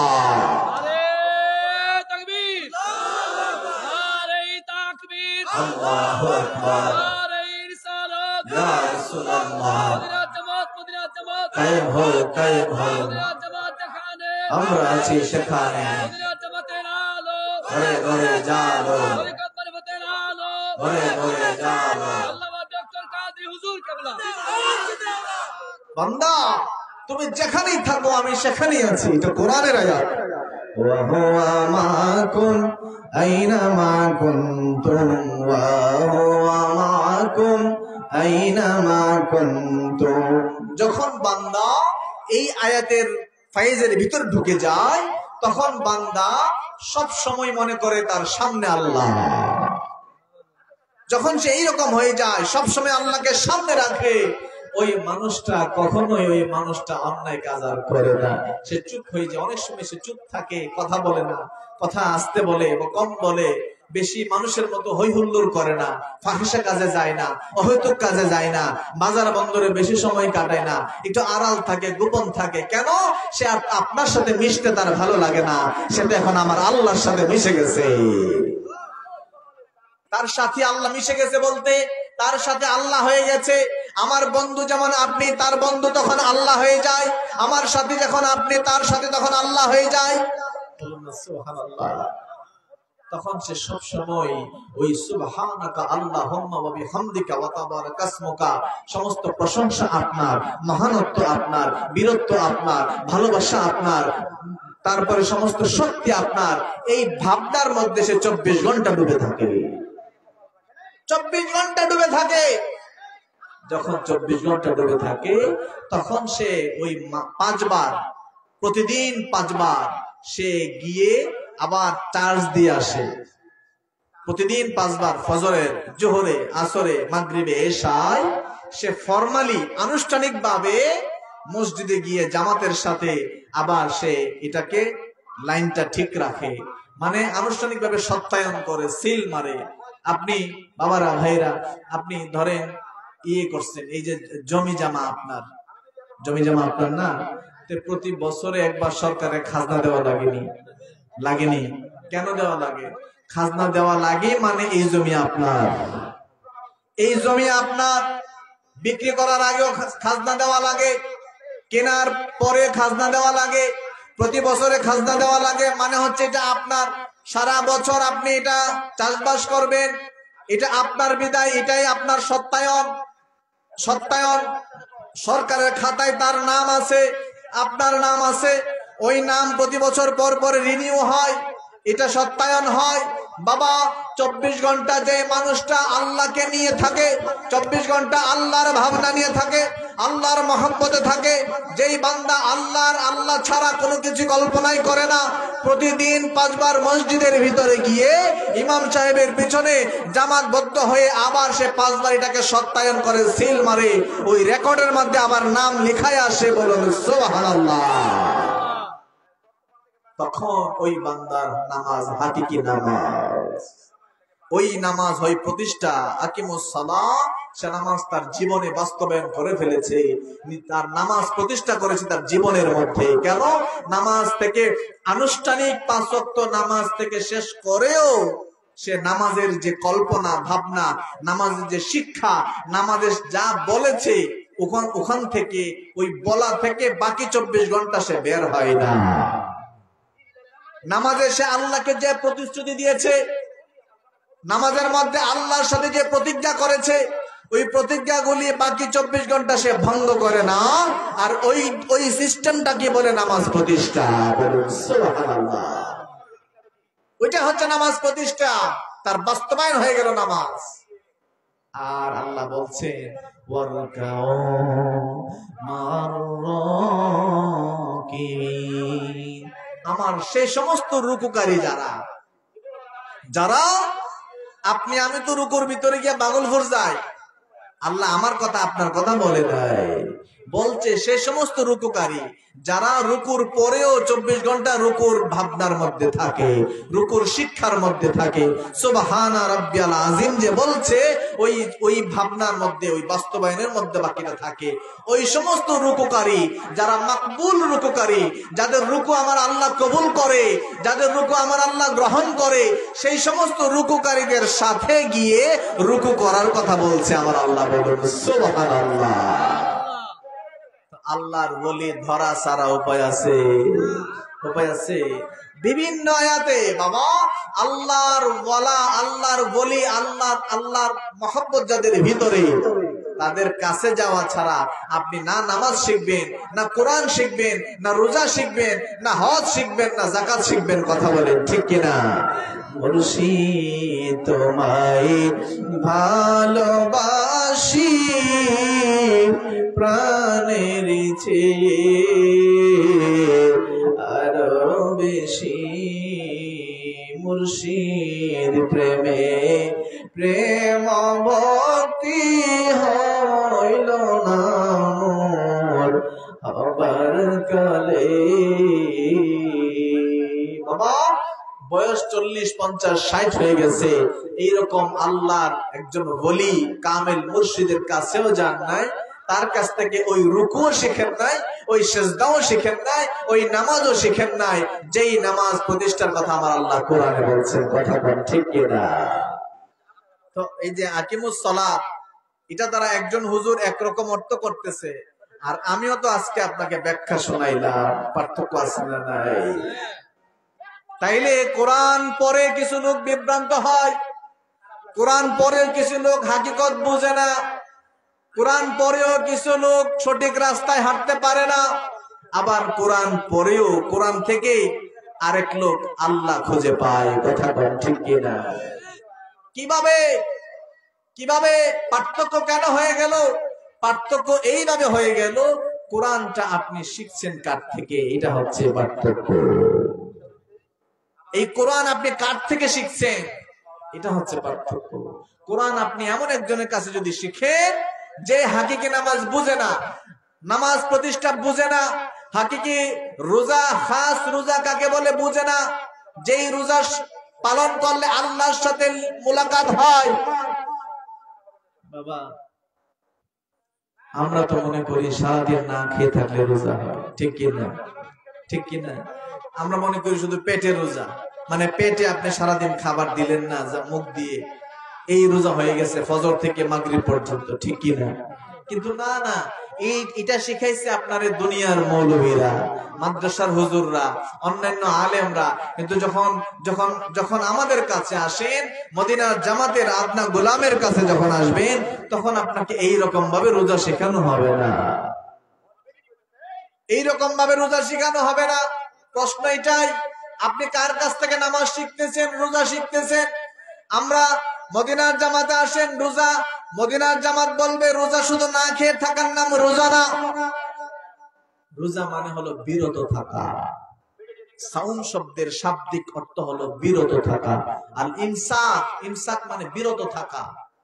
আজ থেকে শিখে নেন, সাউম মানে রোজার আরবি শব্দ সাউম, রোজা তো ফার্সি শব্দ।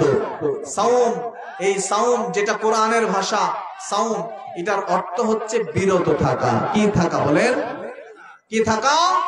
বিরত থাকা। কি থেকে বিরত? সাধারণ আলেমরা বলবে সারাদিন খাওয়া থেকে, পানাহার থেকে বিরত। কথা কোন ঠিক কিনা? না না, আপনি একজন তরিকতের আলেমের কাছে যান, তিনি বলবেন যে না, শুধু শুধু খাওয়া পান পানাহার থেকে বিরত থাকার নামে রোজা না। শুধু পেটের মধ্যে রোজা না, রোজা রোজা তোমার হাতেও আছে, রোজা তোমার চোখে আছে, রোজা তোমার জবানে আছে, রোজা তোমার মাথার ভিতরে আছে, রোজা তোমার পায়ে আছে, রোজা তোমার পেটের ভিতরে আছে, রোজা তোমার সিনার ভিতরে আছে, রোজা তোমার এই কণ্ঠনালীর মধ্যেও আছে। বলুন সুবহানাল্লাহ। এটার মধ্যে রোজা আছে। বাবা, হাত থেকে, হাত দ্বারা কোনো পাপ কাজ করা যাবে না, অন্যায় কাজ করা যাবে না। আপনি হাতকে অন্যায় কাজ থেকে বিরত রাখার নাম হাতের রোজা। আপনার কল্পনার ভিতরে খারাপ কোনো কল্পনা ঢুকাইতে পারবেন না। এই কল্পনাকে, খারাপ কল্পনা থেকে বিরত রাখার নাম হচ্ছে আপনার ব্রেইনের রোজা। আপনার পা দিয়ে খারাপ দিকে যাইবেন না হাইটা, ওইটার নাম হচ্ছে, ওই পাকে বিরত রাখার নাম হচ্ছে পায়ের রোজা। আপনার চোখকে জিনা থেকে, খারাপ কিছু দেখা থেকে, জিনা দেখা থেকে এই চোখকে বিরত রাখার নাম হচ্ছে চোখের রোজা। বাবা, শুধু না খেয়ে থাকার নাম রোজা না, বরং বিরত থাকার নাম রোজা। আপনি সকাল থেকে সন্ধ্যা পর্যন্ত, সুবে সাদিক থেকে মাগরিবের সময় পর্যন্ত না খেয়েও থাকবেন, পানিও খাবেন না, খাবারও খাবেন না। আপনার জবানকে হেফাজত রাখবেন, চোখকে হেফাজত রাখবেন, হাতকে হেফাজত রাখবেন, পাকে হেফাজত রাখবেন, ভাবনাকে হেফাজত রাখবেন, আপনার কল্পনাকে হেফাজত রাখবেন। পুরো শরীরটাকে অন্যায় কাজ থেকে, আল্লাহর অপছন্দ থেকে বিরত নাম রাখার নাম হচ্ছে রোজা। বলুন সুবহানাল্লাহ। তখন প্রকৃত রোজাদার হয়। বলে হুজুর, এই ব্যাখ্যা আপনি কেমনে দিলেন? বাবা, এই ব্যাখ্যা আমার না, এই ব্যাখ্যা নবীজি দিছে। কে দিছে?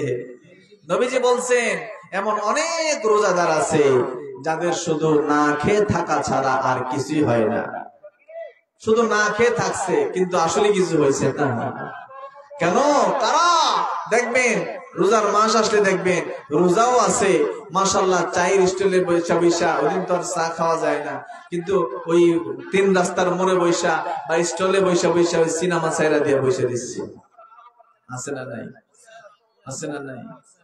শুধু তাই নয়, বলে হুজুর সিনেমা বন্ধ করে দিয়েছে, রমজান মাসে টিভি বন্ধ, দোকানদার টিভি বন্ধ করছে, টিভি এনে বন্ধ করছে, জবান তো বন্ধ করে না, জবান বন্ধ করছে।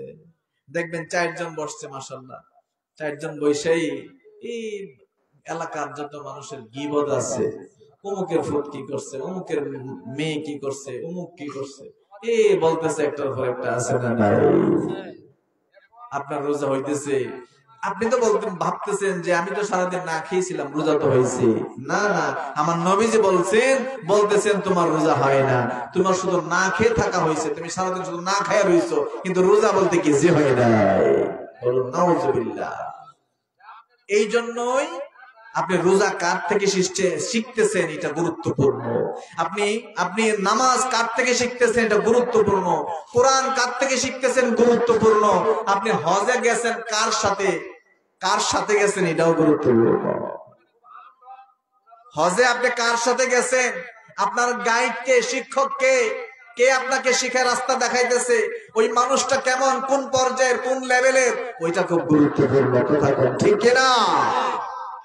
এই জন্য তাহলে আল্লাহ কার কাছে শিখবো, প্রশ্ন আসতে পারে কিনা? এই নামাজ কার কাছে শিখবো, রোজা কার কাছে শিখবো, এই কোরআন তাহলে কার কাছে শিখবো? আমার আল্লাহ এইটার উত্তর কোরআনই বলে দিছে। বলুন সুবহানাল্লাহ। ফাসআলু আহলাজ যিকরি ইন কুনতুম লা তা'লামুন। এই তোমরা যদি কোনো কিছু না জানো, নামাজ যদি না বুঝো, রোজা যদি না বুঝো, কোরআন যদি না বুঝো, আমি আল্লাহ যার ভিতরে আছি তার কাছে গিয়ে জিজ্ঞেস করো। খুব গভীর কথা। আল্লাহ বলছেন আমি যার ভিতরে আছি, আমি যার ভিতরে আছি তার কাছে গিয়ে জিজ্ঞেস করো। হাকিকি নামাজ পেয়ে যাবা, নামাজের প্রতিষ্ঠা করে কেমনে সেটা বুঝে যাবা। কোরআন কি বলছি, কোরআনে আমি তার হাকিকি অর্থ বুঝে যাবা। হাকিকি রোজা কোনটা বুঝে যাবা। মাকবুল হজ কেমনে হয় বুঝে যাবা। আল্লাহু আকবার। তার কাছে যাও যার ভিতরে আমি আল্লাহ আছি। সুবহানাল্লাহ। এখন কার ভিতরে আল্লাহ আছে, মানে প্রশ্ন কিন্তু একটার পর একটা, কথা কোন ঠিক কিনা বুঝতেছেন না আপনারা? এখন কার ভিতরে আল্লাহ কেমনে বুঝবো? তো নিশ্চয়ই আমার মতন যারা এই লম্বা সাদা পাঞ্জাবি পরছে, একটা লম্বা টুপি আছে, মাশাআল্লাহ, এর ভিতরে তো আল্লাহ আছে, ঠিক না? ঠিক জি না? এই লম্বা পাঞ্জাবির ভিতরে আল্লাহ থাকে না, এটার ভিতরে গুজুর বেশি থাকে। এটার ভিতরে আবার সবাই না, সবাই না। আমি পাঞ্জাবিকে যারা পরিমাণ নিরুৎসাহিত করছি না, কিন্তু আমার সমাজের বাস্তবতা বলছি, আমার সমাজের বাস্তবতা বলছি। বাবারা ভাইরা দেখবেন যারা আদম ব্যাপারী, আদম ব্যবসা করে না, বেশিরভাগ আদম ব্যবসায়ী টুপি পাঞ্জাবি পরে রাখে, ঠিক কিনা? বেশিরভাগই দেখে বাজারের বড় বড় ব্যবসায়ী যারা, বেশিরভাগই দেখবেন টুপি আছে, সাদা টুপি পাঞ্জাবি, মাশাআল্লাহ। বাজারের মসজিদের প্রথম কাতারের মানুষ দেয়নি, বাজারের জামে মসজিদের একেবারে ইমাম সাহেবের পিছনের যে মুসল্লি, এই মুসল্লি হইল বড় ব্যবসায়ী, কথা কোন ঠিক কিনা? যিনি মাশাআল্লাহ এখন থেকে গিয়ে দেখেন সামনে রমজান মাস আসতেছে, এখন থেকেই গোডাউন ভরা শুরু করছে, আছে না নাই? এখন থেকে গোডাউন ভরা শুরু করছে, কিন্তু আবার ওইদিকে পাক্কা মুসল্লি। তার মানে কি নামাজ প্রতিষ্ঠা হয় নাই তার ভিতরে, শুধু নামাজ পড়াই গেছে মানুষের সাথে, কিন্তু প্রতিষ্ঠা করতে পারে নাই, প্রতিষ্ঠা হয় নাই। প্রতিষ্ঠা হইলে ওই গোডাউনের ভিতরে জমা করতে পারতো না, কথা কোন ঠিক কিনা? বাবারা ভাইরা, তার মানে আল্লাহ কার ভিতরে আছে কেমনে বুঝবো? কার ভিতরে আছে? বড় বড় এরকম ওয়াজ করে যারা, নিশ্চয়ই তাদের ভিতরে, ঠিক কিনা? কেন তাদের ভিতরে? একজন বলতেছেন যে না হইলে ওনারে ৮০,০০০ টাকা দিয়ে নিয়ে আসেন। কি আজব মানুষ!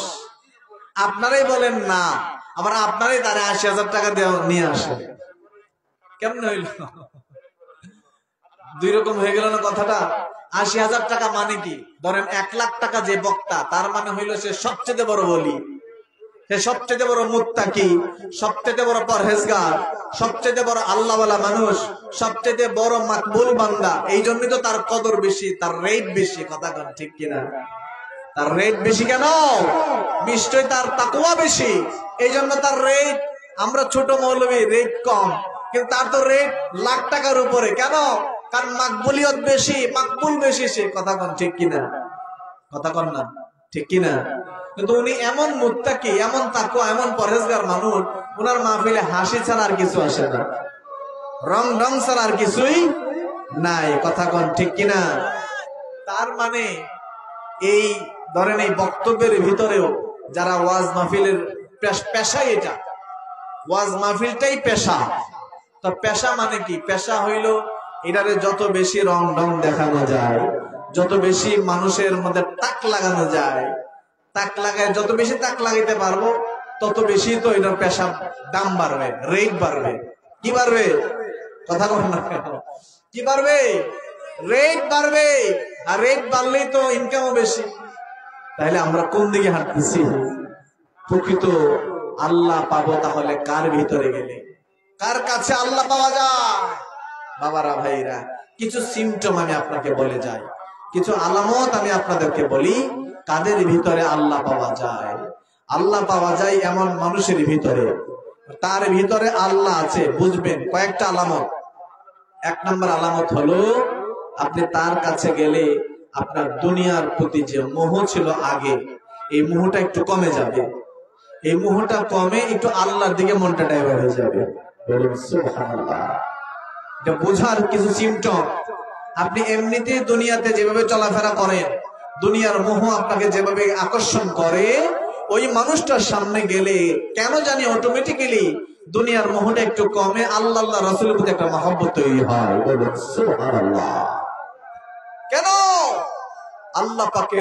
আল্লাহ পাক এর উপস্থিতি মানে আল্লাহ রহমতের উপস্থিতি।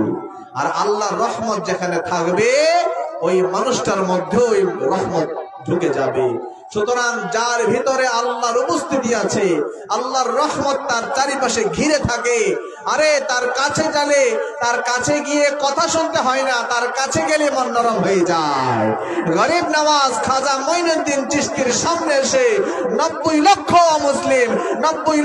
অমুসলিম এই দেশে মুসলমান হয়েছে, না তার কথা শুনে, না তার ওয়াজ শুনে, বরং তার সামনে আসলে অজয় পালের মতো বড় বড় জাদুঘর, রামপালের মতো বড় বড় জাদুঘর আমার গরিব নওয়াজের সামনে এসে মুসলমান হয়ে যেত। বলে সুবহানাল্লাহ।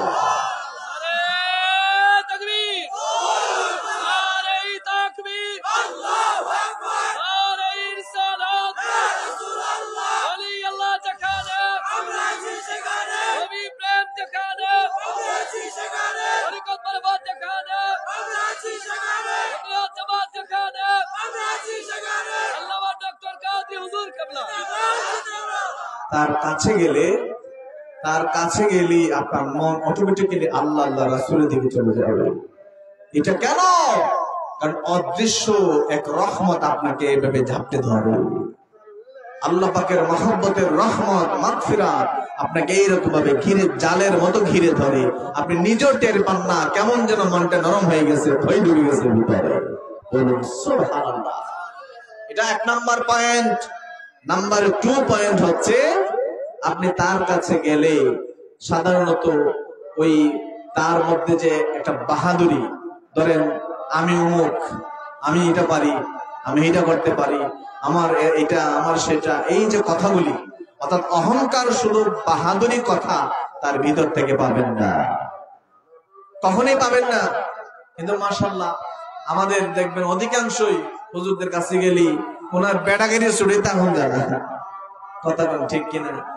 কয়েকদিন আগে একজন পীর সাহেবের সাথে আমি একটু কোলাকুলি করলাম কোন একটা প্রসঙ্গে, দেখা হইলো, আসলো আমাদের কাছে, তো কোলাকুলি করলাম, মুসাফা করলাম, কোলাকুলি করে আমি ওনাকে কানে, কোলাকুলি করতেছি, কোলাকুলি অবস্থায় মুখের কাছে কান যায় না, কথা কোন ঠিক কিনা?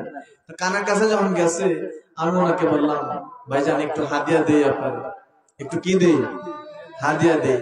তো ওনার মুখ তো আমার কানে, ওনার মুখ আমার কানে না, উনি বলতেছেন যে না না না, হাদিয়া লাগবে না, হাদিয়া আমরা পিছনে ঘুরে, হাদিয়া আমরা, কথা কন না, হাদিয়া আমরা। তখন সাধারণ একটা মানুষ কি ভাববে, বাপরে বাপ কত বড় হুজুর, এটা ভাববে না? বাপরে বাপ কত বড় হুজুর, বাবারে তাই না, একটু মারাত্মক বড় হুজুর, হাদিয়া দানের পিছে পিছে ঘুরে। কিন্তু আমার কাছে কি মনে হইলো জানে? সাথে সাথে আমার কাছে মনে হইলো তোমার লেভেল কদ্দুর মাপা হয়ে গেছে। মারিফতের জগতে বড় বিশ্বাস, মানে তাই একজন বড় বিশ্বাস বলতে একজন নাম করা বিশ্বাস আর কি। তো তাই যে বিশ্বাস, তাই ভিতরে, এই সিনার ভিতরে কি মাল আছে, এই সিনার ভিতরে মারিফত, নূর কদ্দুর আছে, ওনার এই এক কথাই আমার বোঝা হয়ে গেছে, মাপকাঠি হয়ে গেছে। জ্বর আসলে যেরকম থার্মোমিটার দেন না, থার্মোমিটারতে দেখেন না জ্বর কদ্দুর, কথা কোন ঠিক কিনা? দেখেন না, ওই এক কথায় থার্মোমিটারের মতো মাপা হয়ে গেছে ওনার মারিফত কদ্দুর। মারিফতওয়ালা লোক এই টাইপের অহংকার মূলক কথা বলতে পারে না। হাদিয়া দেওয়া নেওয়া কি সুন্নত, হাদিয়া দেওয়া নেওয়া কি সুন্নত। আমার নবীজির সুন্নত আপনি অবজ্ঞা করে বললেন সুন্নত আমার পিছনে ঘুরে, সুন্নত আমার পিছনে ঘুরে, একই তো কথা। হাদিয়া দেওয়া নেওয়া সুন্নত, নবীজি বলেছেন হাদিয়া দিও তোমরা, মহব্বত বাড়বে। এটা বলতে পারতো যে না ভাইজান লাগবে না, অসুবিধা নাই, শুকরিয়া, জাযাকাল্লাহ, লাগবে না, ধন্যবাদ আপনারে, তাই না? এটা হইতে পারে যে ভাইজান আমার লাগবে না, অসুবিধা নাই, আমি খুশি হয়েছি, আপনি বলছেন আমি খুশি হয়েছি, লাগবে না। উনি বললেন কি হাদিয়া আমার পিছনে ঘুরে, মানে সুন্নত আমার পিছনে ঘুরে। বাবারা ভাইরা, এই হচ্ছে ক্রাইটেরিয়া, আপনার মাপকাঠি। আপনি বুঝে যাবেন, তার কথাই বুঝে যাবেন। বান্দা যত উপরে উঠবে আল্লাহর মারেফতের জগতে, বেলায়েতের জগতে, নূরের জগতে, বান্দা যত উপরে উঠবে তার কথা বলা, তার আচরণ তত নিচে নামতে থাকবে, তত তত বিনয়ী হবে সে। তার মধ্যে এই টাইপের অহংকারমূলক কথা আসবে না। বলুন না সুবহানাল্লাহ। 2 নাম্বার কয়টা গেছে? নাম্বার 3, কখনোই পরের জিনিস, ধরেন টাকা পয়সা, লেনদেন, জমি জমা, এই সমস্ত বিষয়ে কখনোই আরেকজনের জিনিসটা সে মেরে দিবে না। 1 টাকা 1 যারা পরিমাণ বান্দার হক সে মারবে না। আল্লাহর ওলি যারা, তারা সবচেয়ে বেশি কনসার্ন থাকে, ওয়াকিফাল থাকে, সতর্ক থাকে বান্দার হকের বেলায়। বান্দার হকের বেলায় তারা খুব সতর্ক। কেন জানে? কারণ তারা খুব ভালো করেই জানে আল্লাহর মারফতের জায়গায় যত বেশি উপরে উঠে না কেন, এই জায়গায় যদি যারা পরিমাণও আটকে থাকে, ওইটা আটকাই থাকবো সারা জীবন। ওইটা ইহকালে আটকাই থাকবো, পরকালে আটকাই থাকবো, ছুটবে না কোনোদিন। আল্লাহর মারফত হাসিল করতে করতে করতে করতে যত উপরে উঠি না কেন, ওই মারফত আমাকে বান্দার 1 টাকা যদি মেরে দেয়, ওই 1 টাকাও আমাকে মাফ করাইতে পারবে না। এটা উনি জানেন। বিদায় বান্দার সাথে কোনো মুআমালার ক্ষেত্রে, লেনদেনের ক্ষেত্রে সে খুব সাবধান হয়। সে কারো জমি, কারো হক বা কারো অর্থ পয়সা লেনদেন, অথবা ঋণ নিল কারো কাছ থেকে কোনো প্রয়োজনে, মনে করেন আপনি, আমাদের দেশে কি হবে দেখবেন, ঋণ দিলে আর চিনে না। আগে যাও একটু সম্পর্ক ছিল, ঋণ দেওয়ার পরে আর এটাও নেই। ঋণ দেওয়ার পরে যিনি ঋণ দিছেন, যে নিচে তারা খুঁজে বেড়ানো লাগে। কথা কম ঠিক কিনা? আমি এমনও দেখছি বাবারা ভাইরা, নাম বলতেছি না, গীবত হবে।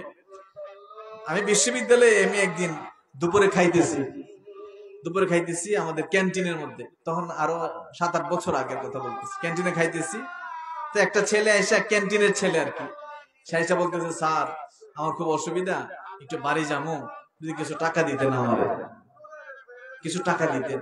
তাই ভাববো গরিব মানুষ আর কিছু চাইতেছে, বলে স্যার আমি আবার বেতন পাইলে আপনারা দিয়ে দিব। মানে ইয়ে হিসেবে না, মানে দান হিসেবে না, ঋণ হিসেবে, ধার হিসেবে, ঋণ হিসেবে তারে দিতাম কিছু টাকা। সে বাড়ি যাবে, কিছু খরচপাতি লাগবে, আইসা আবার বেতন পাইলে দিয়ে দিবে। তাহলে এমনটা কি 10-20 টাকার এমন, 10-20 টাকার এমন?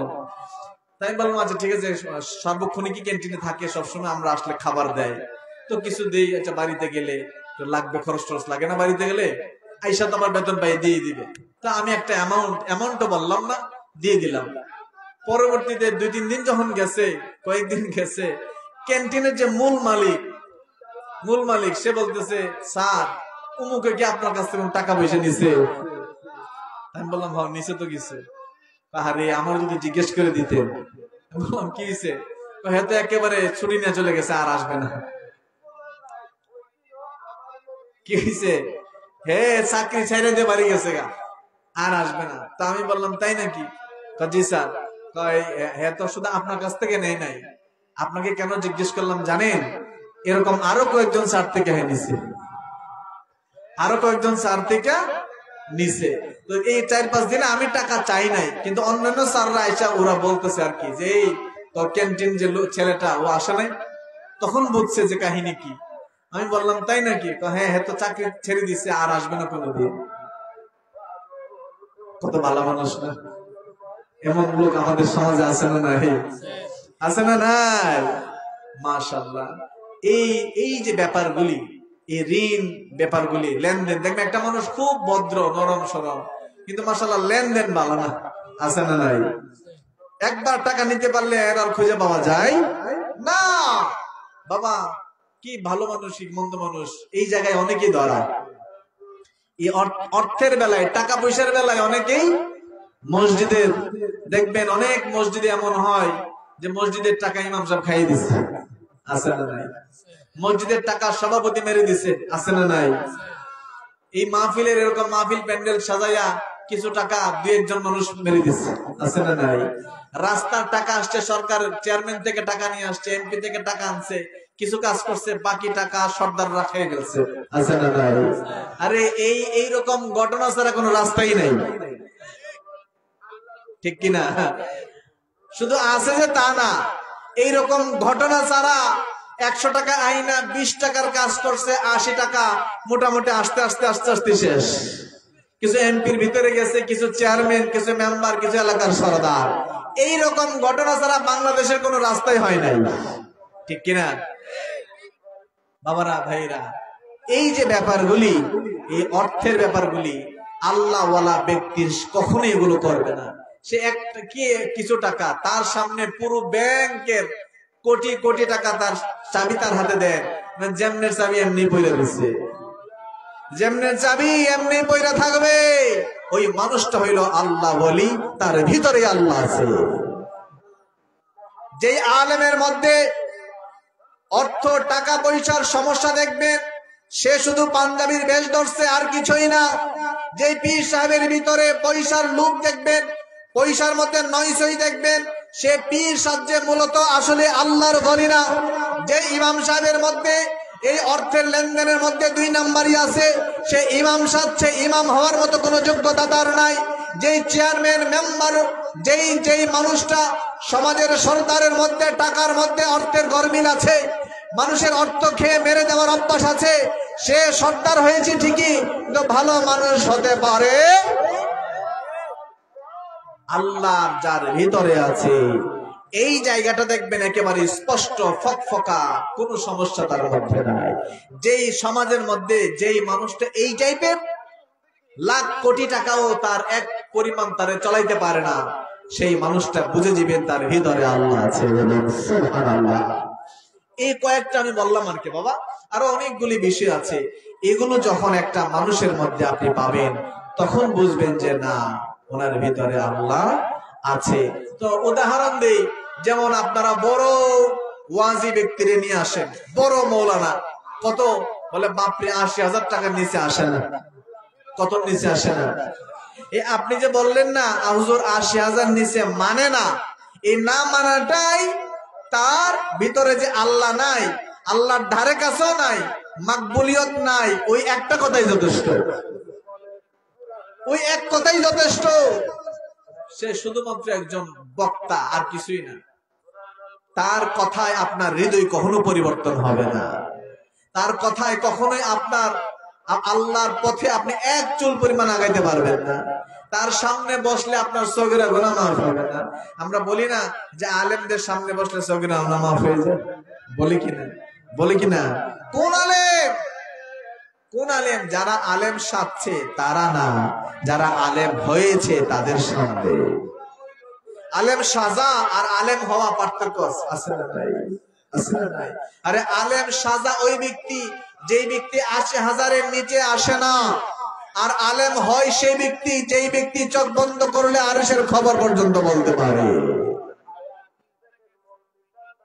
আলেম হয় সেই ব্যক্তি যেই ব্যক্তি পৃথিবীর কোন মোহ, কোনো কিছুই তাকে টলাইতে পারে না, সেই ব্যক্তি আলেম হয়েছে। অনেক সময় বই পয়রা হয়, অনেক সময় সাধনার মাধ্যমে হয়, একজন আল্লাহর ওলির সুহবতের সাধনার মাধ্যমে। বলুন সুবহানাল্লাহ। ওলি হওয়ার 2টা পথ, ওলি হওয়ার 2টা পথ। একটা হচ্ছে আল্লাহর ওলির সাথে সার্বক্ষণিক সুহবতের মাধ্যমে, আল্লাহর ওলির সাথে সার্বক্ষণিক সুহবতের মাধ্যমে। আরেকটা হয়েছে আল্লাহর ওলির দেওয়া পথ এবং মতের উপরে নিজের সাধনা করার মাধ্যমে। বলুন সুবহানাল্লাহ। আবার এই 2 পথই এক জায়গায় গিয়ে মিলে গেছে, ওইটা হচ্ছে একজন কামেল মুর্শিদ আল্লাহর ওলির পদাঙ্ক অনুসরণ। আল্লাহর ওলি ছাড়া আপনি কোরআনের হাকিকত তো বুঝবেন না, আল্লাহর ওলি ছাড়া নামাজ কেমনে প্রতিষ্ঠা করে বুঝবেন না, আল্লাহর ওলি ছাড়া হাকিকে রোজা বুঝবেন না। আর আল্লাহ সেই জন্য বলছেন তার কাছে গিয়ে এগুলো জিজ্ঞেস করো, ফাসআলু আহলা যিকরি ইন কুনতুম লা তা'লামুন ফাসআলু শাব্দিক অর্থে খেয়াল করেন, ফাসআলু তাদের কাছে গিয়ে জিজ্ঞেস করো, আহলা যিকরে আমি আল্লাহর স্মরণ যার ভিতরে সার্বক্ষণিক থাকে। আমি আল্লাহর স্মরণ সার্বক্ষণিক যার ভিতরে থাকে মানে কি? মানে আমি আল্লাহকে সার্বক্ষণিক যে যার ভিতরে রাখে, আমি আল্লাহকে যার ভিতরে সার্বক্ষণিক সে রাখে, তার কাছে গিয়ে আমি আল্লাহর খবর জিজ্ঞেস করো, পেয়ে যাবা। সুবহানাল্লাহ। সাল্লাল্লাহু আলা মুহাম্মাদ সাল্লাল্লাহু আলাইহি ওয়া সাল্লাল্লাহু আলা মুহাম্মাদ সাল্লাল্লাহু আলাইহি दीदारे रोज़ा की तमन्ना दिल में है यही तराना ओ कैसे मदीना जाना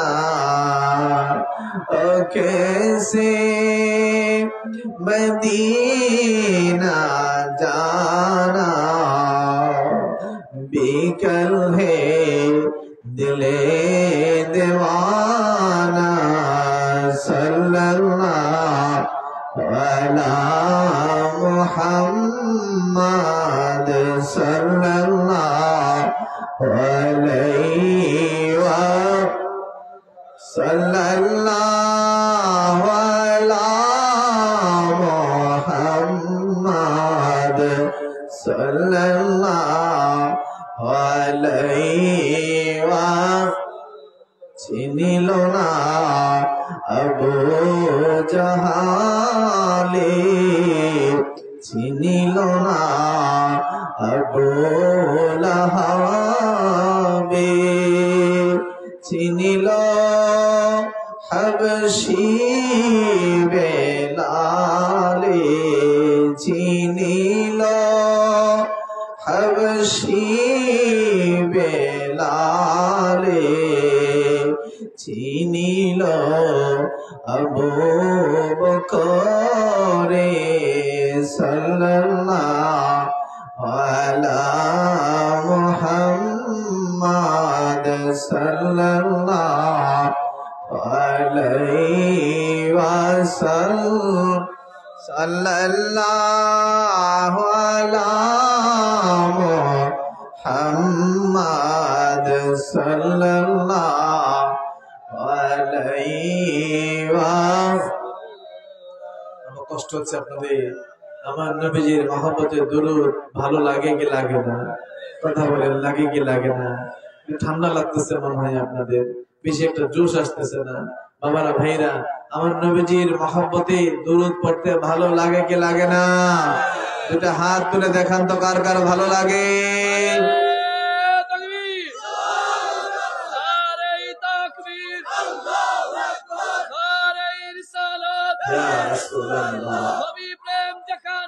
আমরা আছি সেখানে, আমরা আছি সেখানে, আমরা আছি সেখানে, ঘরে ঘরে জালো, ঘরে ঘরে জালো, জিন্দাবাদ জিন্দাবাদ। বাবারা ভাইরা হাত নামান। কষ্ট হচ্ছে আপনাদের, লম্বা সময় ধরে বসে আছেন। বাবা কিছুক্ষণের মধ্যে আব্বা চলে আসবেন, আপনাদের তালিম তাওয়াজ্জুদ ইনশাআল্লাহ শেষ করবেন। আমরা শেষ করে ইনশাআল্লাহ বাড়ি যাবো। কিন্তু কি করুন, রাজি আছেন না? রাজি আছেন না? আমাদের বিশেষ করে আমাদের পীর ভাইরা যারা বাইরে ঘুরতেছেন, আমি দেখলাম দুই একজন উঠছেন, বাইরে ঘুরছেন, এটা খুব অসুন্দর একটা ব্যাপার। আমাদের পীর ভাইরা একজনও বাইরে থাকবেন না, সবাই মাহফিলের প্যান্ডেলের ভিতরে চলে আসুন। আল্লাহ পাক যেন কবুল করে সকলে আল্লাহুম্মা আমিন। আমার বাবারা ভাইরা, যেটি বলছিলাম, দেখেন আজকে শুধু একটা পয়েন্টে কথা বলেছি, 2 ঘন্টা শেষ অলরেডি, 10টা থেকে 12টা বেজে গেছে। শুধু একটা পয়েন্ট। পয়েন্ট কি? পয়েন্ট হচ্ছে নামাজ কেমনে প্রতিষ্ঠা হয়। কথা কোন ঠিক কিনা? এই বিষয়টা কি আপনারা বুঝে আসছে আপনাদের? বুঝে আসছে আপনাদের?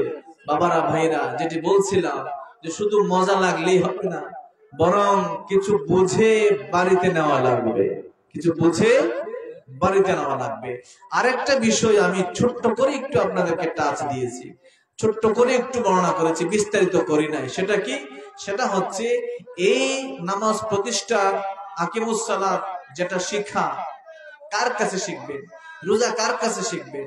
এই কোরআন কার কাছে জানবেন? এই জানা মানুষটা কে হবে, কোন লোকটাকে আপনি বানাইবেন শিক্ষক, ওইটা বেশি, আরো বেশি গুরুত্বপূর্ণ। কথা কোন ঠিক কিনা? কথা কোন ঠিক কিনা? আপনি যদি হক সঠিক মানুষটা ধরতে না পারেন, সঠিক শিক্ষকের কাছে যেতে না পারেন, ভুলভাল শিক্ষকের কাছে যান, সেও শিখাবে ভুলভাল। ঠিক কিনা?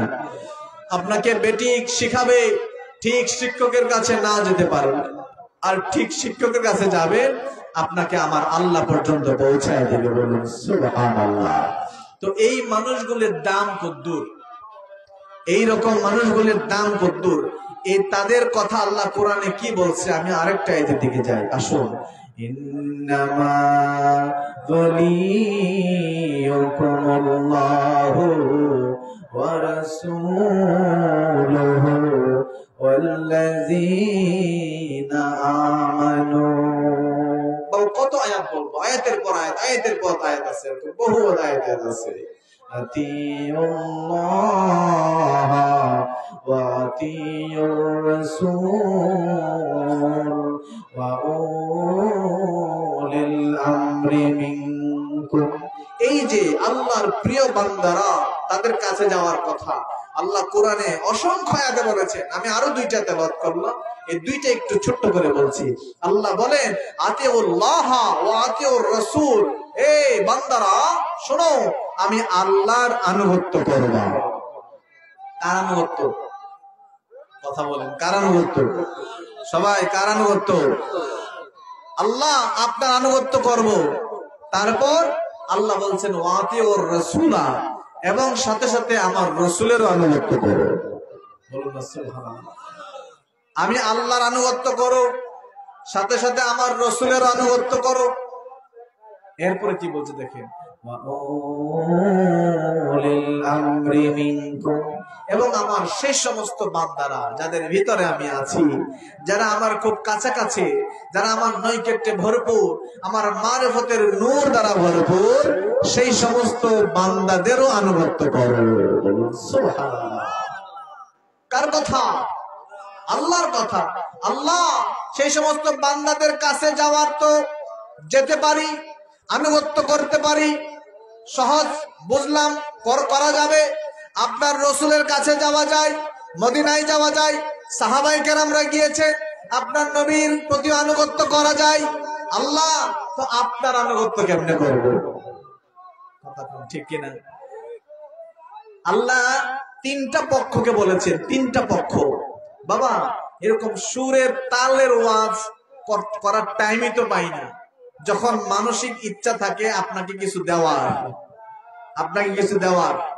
বাবারা ভাইরা, তিনটা পক্ষ, একটা হচ্ছে আল্লাহ, আরেকটা হচ্ছে রসুল, আরেকটা হচ্ছে আল্লাহর প্রিয় বান্দারা। বলুন সুবহানাল্লাহ।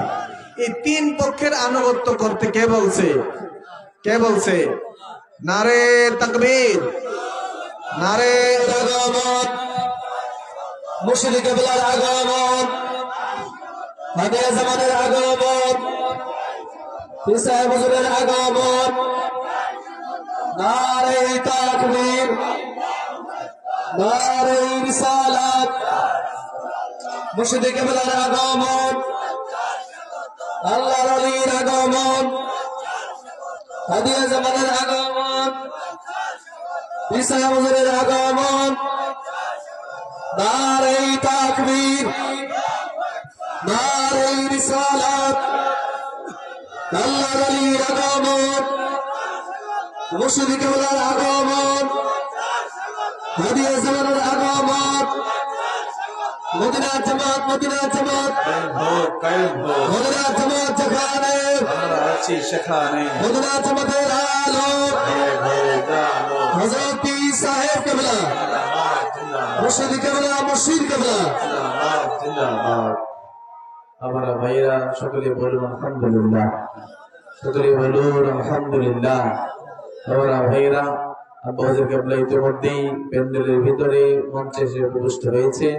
এখনো যারা আপনারা বাহিরে বিভিন্ন কাজে, প্রাকৃতিক বিভিন্ন কাজে প্রয়োজনে আপনারা বাহিরে গিয়েছেন, আপনারা আবার আপনাদের এই কাজ শেষ করে বাহিরে প্যান্ডেলের ভিতরে চলে আসুন। আমি এখন শেষ করে দিচ্ছি আমার কথাটি বলে, এরপরে আব্বাহুজুর কিবলা তালিম তাওয়াজ্জুহ প্রদান করে আপনাদেরকে নিয়ে ইনশাআল্লাহ দোয়া মোনাজাত করবে। আমরা দোয়া মোনাজাত করে বাড়ি যাব। আল্লাহ পাক কবুল করুন। সকলে বলি আল্লাহুম্মা আমিন। বাবারা ভাইরা, যে কথাটি বলছিলাম, শুরু করেছিলাম, সেটি একটু সংক্ষেপে বলে শেষ করছি। আমার আল্লাহ তিনটা পক্ষের আনুগত্যের কথা বলছে। কয়টা পক্ষ? কয়টা পক্ষ? প্রথম পক্ষ হচ্ছে আল্লাহ স্বয়ং নিজে, বলুন সুবহানাল্লাহ। দ্বিতীয় পক্ষ হচ্ছে তার রাসূলের আনুগত্য, বলুন সুবহানাল্লাহ। তৃতীয় পক্ষ হচ্ছে তার মনোনীত প্রিয় বান্দাগণের আনুগত্য, বলুন সুবহানাল্লাহ। এই তিন পক্ষের আনুগত্য। এখন যদি আমরা প্রশ্ন করি, আল্লাহ আপনি তো এই তিন পক্ষের আনুগত্যের কথা বলছেন, তো আপনার প্রিয় বান্দা যারা, তাদের কাছে তো যাওয়া যায়, কাছাকাছি আছে, কথা কোন ঠিক কিনা? তাদের আনুগত্য করা যাবে। আপনার রাসূলও আমাদের কাছাকাছি আছে। সাহাবায়ে কেরামরা নবীজির কাছে গিয়েছেন, তাদের কাছে যাওয়া, নবীজির কাছে যাওয়া যায়। এখনো মদিনাতে গিয়ে চোখ বন্ধ করলে আমার নবীজিকে দেখা যায় কি যায় না? যায় কি যায় না? আমার নবীজির কাছে যাওয়া যায়। আল্লাহ তো আপনার আনুগত্য কেমনে করবো? ঠিক কিনা? ঠিক কিনা? আল্লাহ আপনার আনুগত্য কেমনে করব? এর জবাব আমার আল্লাহ কোরআনে আবার বর্ণনা করে দিয়েছে। মাইয়ুতির রাসূলা ফাকাদ আতা আল্লাহ। এই পৃথিবীর মানুষেরা শোনো, একের ভিতরে দুই। আমার নবীর আনুগত্য করলে আমার নবীর আনুগত্য হয়ে যাবে, আবার আমার নবীর আনুগত্য করলে আমি আল্লাহর আনুগত্যও হয়ে যাবে।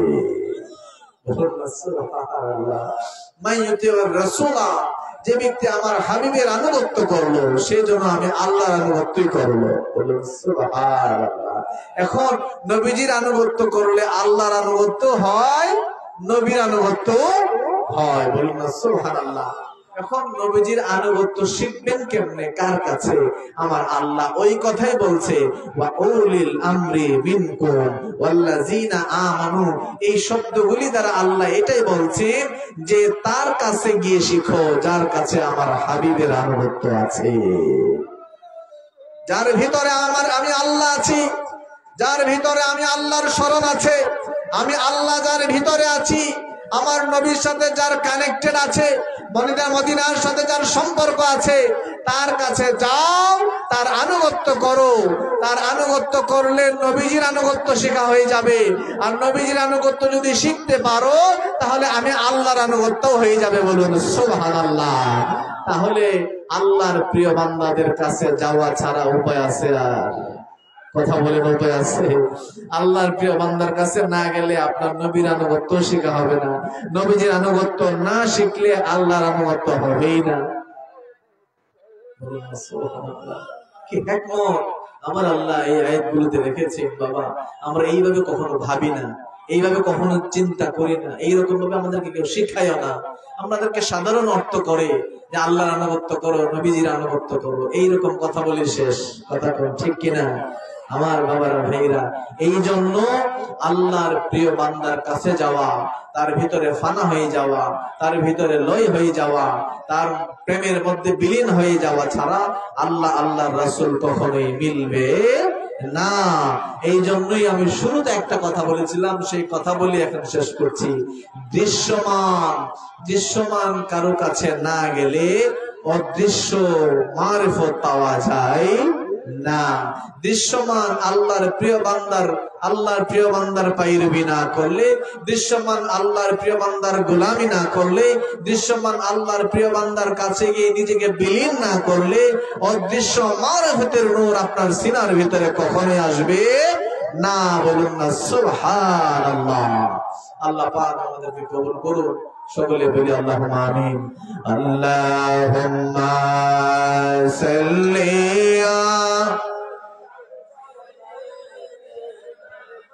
মাওলানা মুহাম্মাদ ওয়া আলা আলি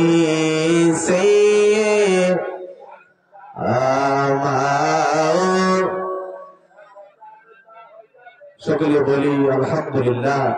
আল্লাহ পাক, বাবা আমি এখানে শেষ করে দিচ্ছি, আপনারাও আমার জন্য দোয়া